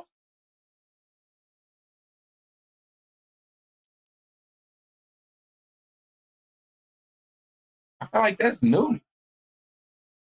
I feel like that's new. Oh, good left. Like he's like predominantly fighting out of southpaw right now.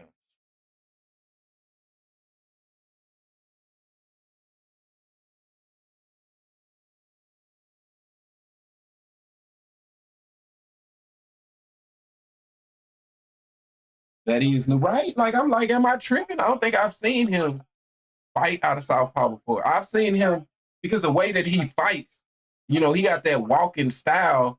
So he'll like walk and he'll still throw punches out of both. But right now he's predominantly fighting out of southpaw. Say now he back orthodox.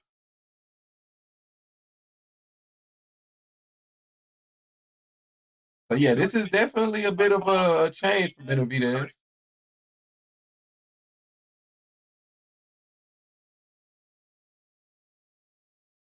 I don't even think the announcers picked up on it because they didn't say anything about it.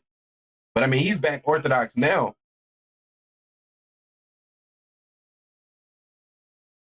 So I don't know if that was just, I don't know what that was, but he was in southpaw for a good little minute.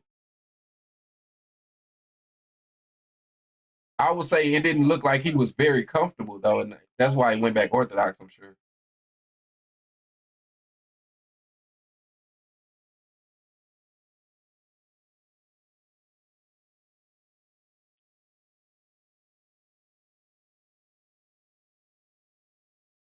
Oh, good right. Good right.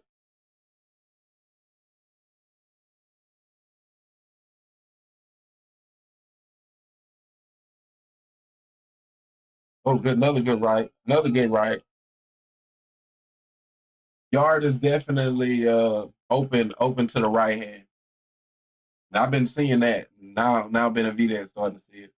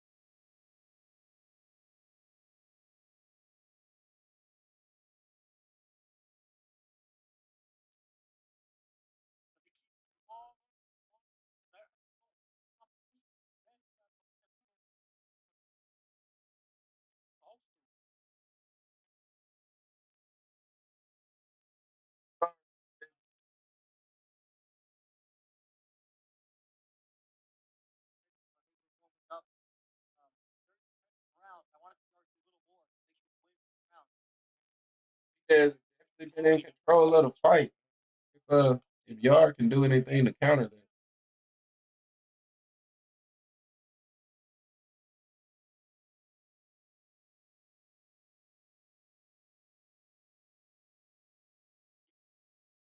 Be honest, I'm not sure that he's capable.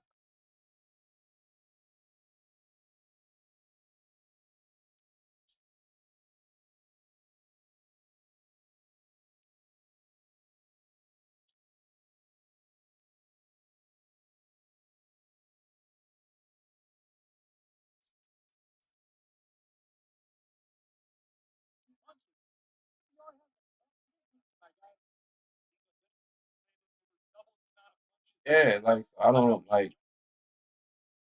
Oh, how is that the right game plan? Like you want to stop him from hitting you 6 times? Like that's not the game plan.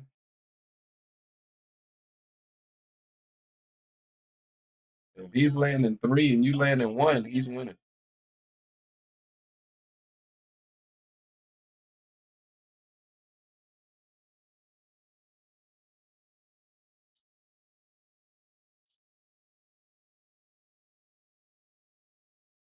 Good right hand by Yarde.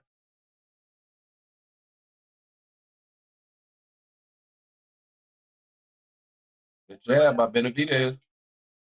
Another good right hand, sneaky right hand on the inside, but then that flurry by Benevidez.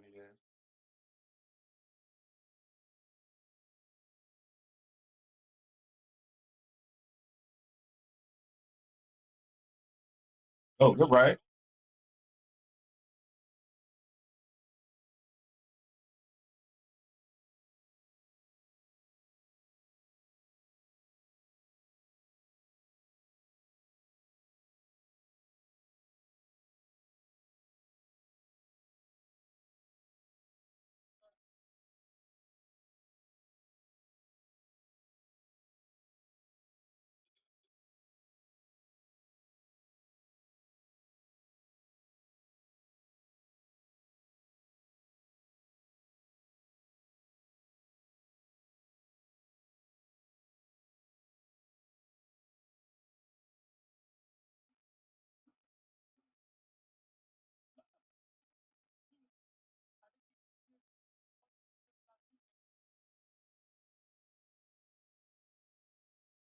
Right call by the referee. One-handed speed.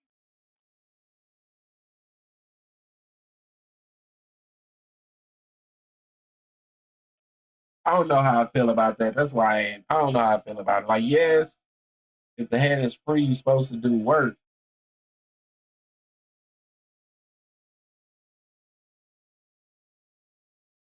I don't know. Let's see it again. Are they gonna show it again?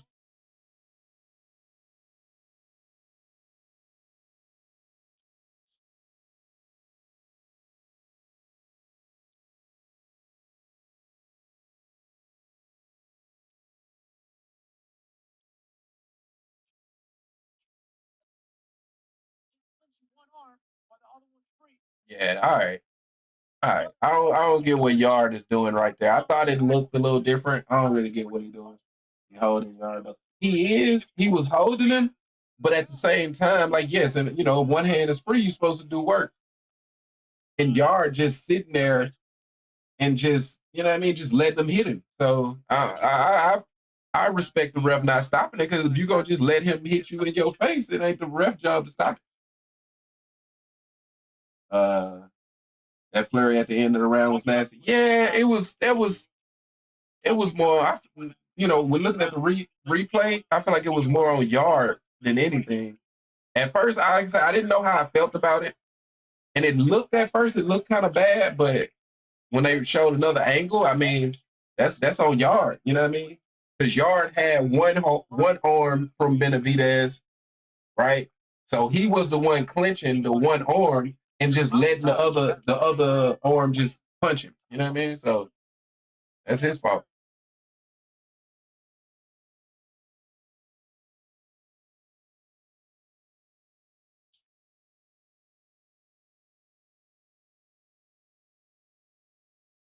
He just, bro, like even at like heavyweight, and it's just his style, bro. That walk him down style. He's so big and so fast.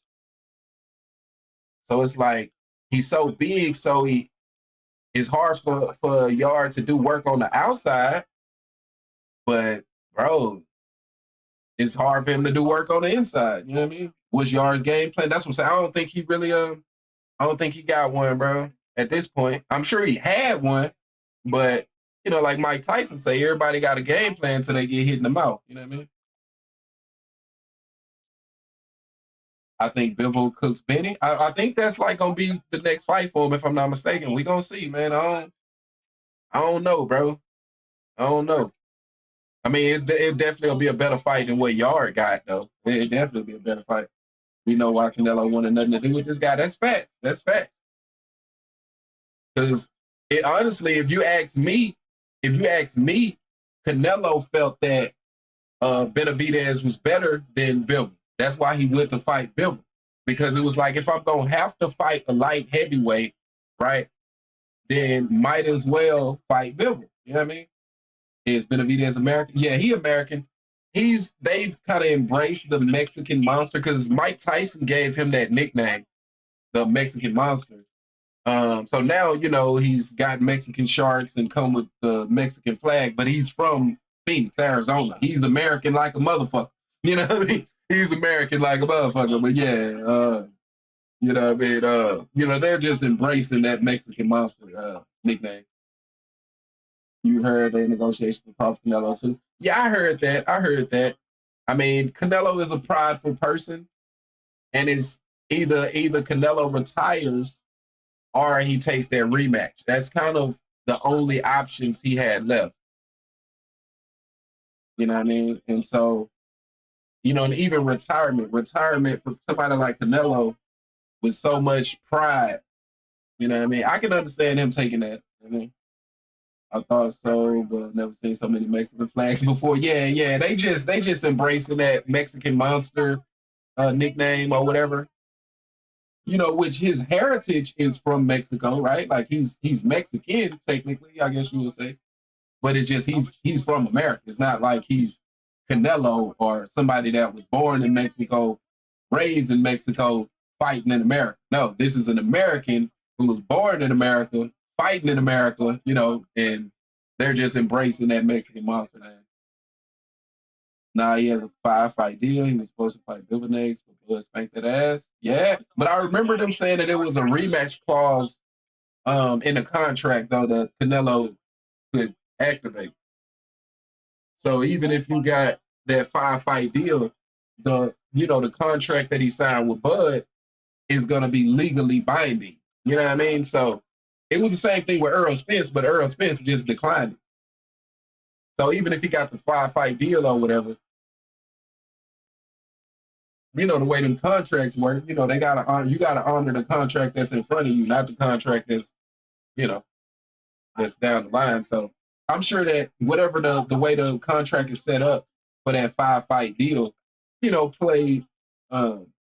added all of that into it. So I'm sure that Bivol will be probably after the Bud rematch, unless Bud beat him again, and then he probably gonna retire.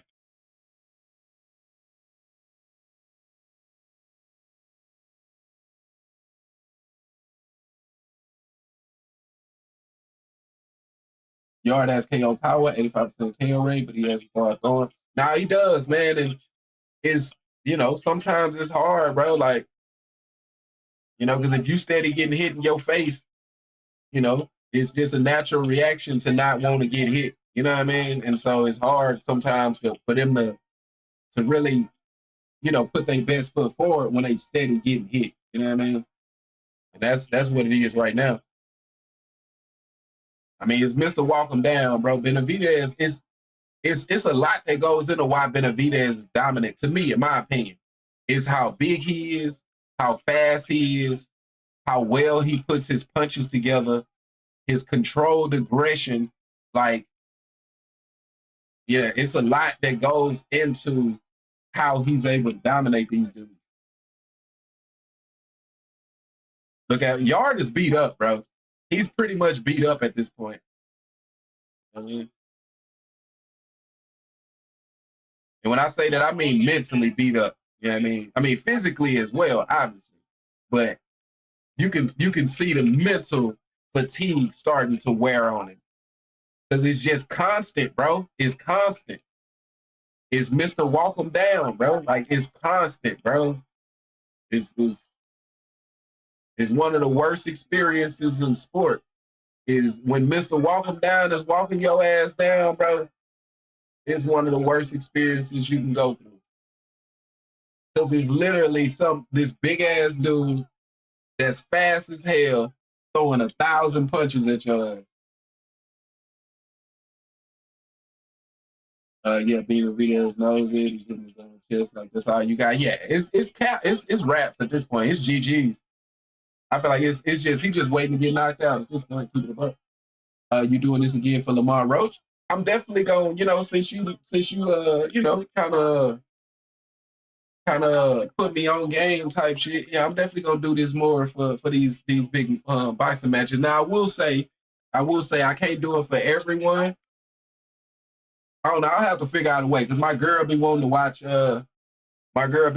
Fights with me at times too. So you know, I'll have to pick and choose which ones I'm a stream or which ones I'll watch with her type shit. But who Lamar Roach fight?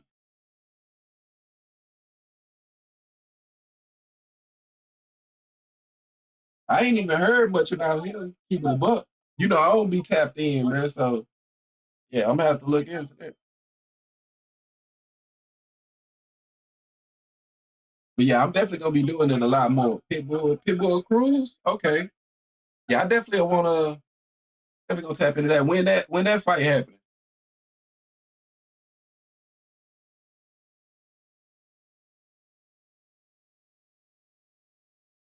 What? For what? Is it the tongue?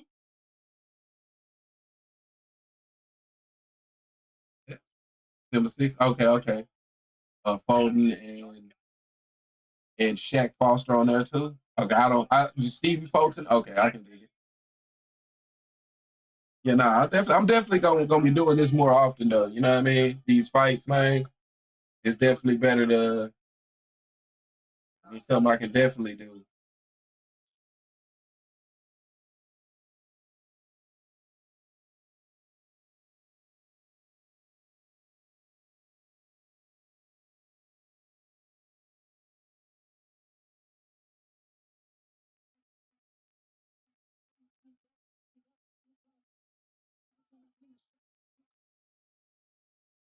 GG's, man.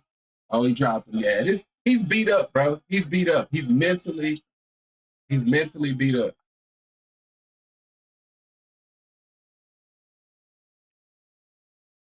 But you know that pride, that heart gonna what? Wait, what just happened? What just happened, bro? I wanna rewind it, but I don't, because then I'm gonna be behind. What the fuck just happened?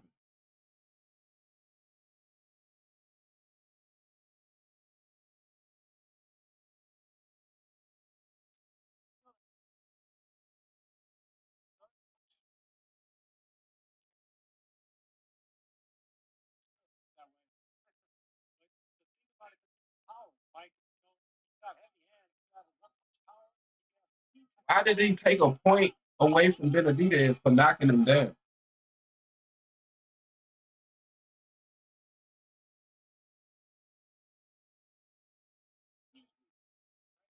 Bro, like stop the fight, bro. Like his corner gotta stop the fight, bro. He's beat up. Why just let him take this punishment?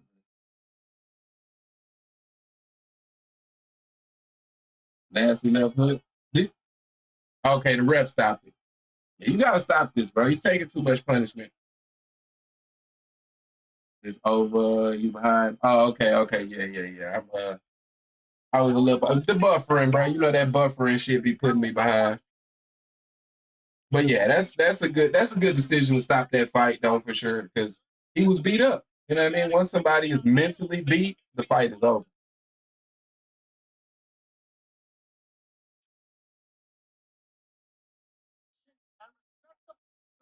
Benavidez is just, bro. It's a lot that goes into fighting against him, and if you can't back him up, it's gonna be a long day. I'm talking about it's gonna be a long day, man.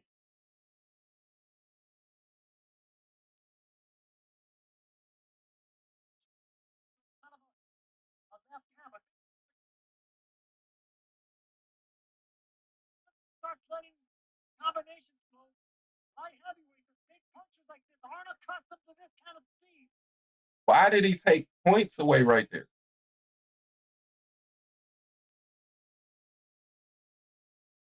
Good left hook. Hell of a left hook right there.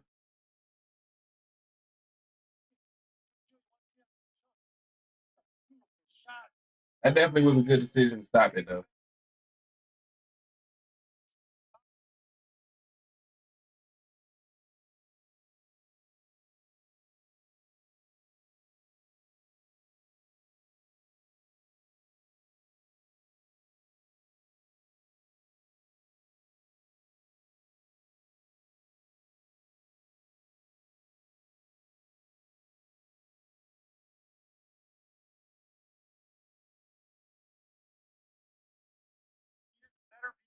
Even while he was down, I didn't see that. I didn't see that at all.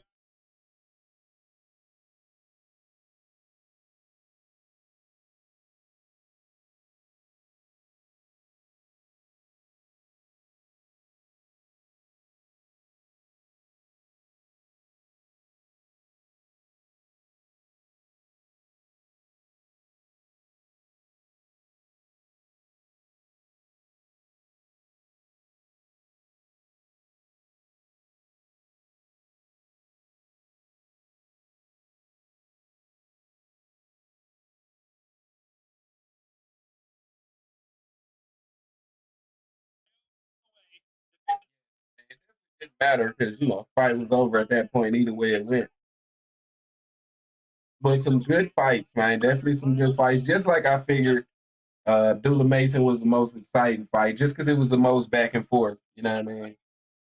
Other than that, it was kind of all Bam dominating, Devin dominating, and Benevidez dominating type shit.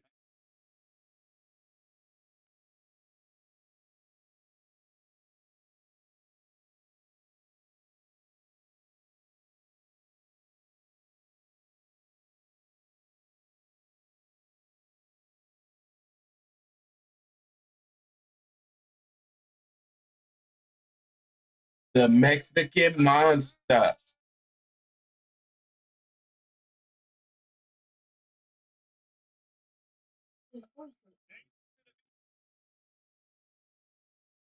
All right, man. Definitely some good fights. Let's go do it. All right, man. Let's go do it. So I'm gonna end the stream here. I will be back. I'm supposed to have a Madden game in a little bit. So yeah, man. As always, man, definitely appreciate everybody that came through, to vibe with me, chill out, with the fight. And I'm gonna catch y'all next time. I will be back a little later. So yeah, man. Definitely appreciate y'all. Peace.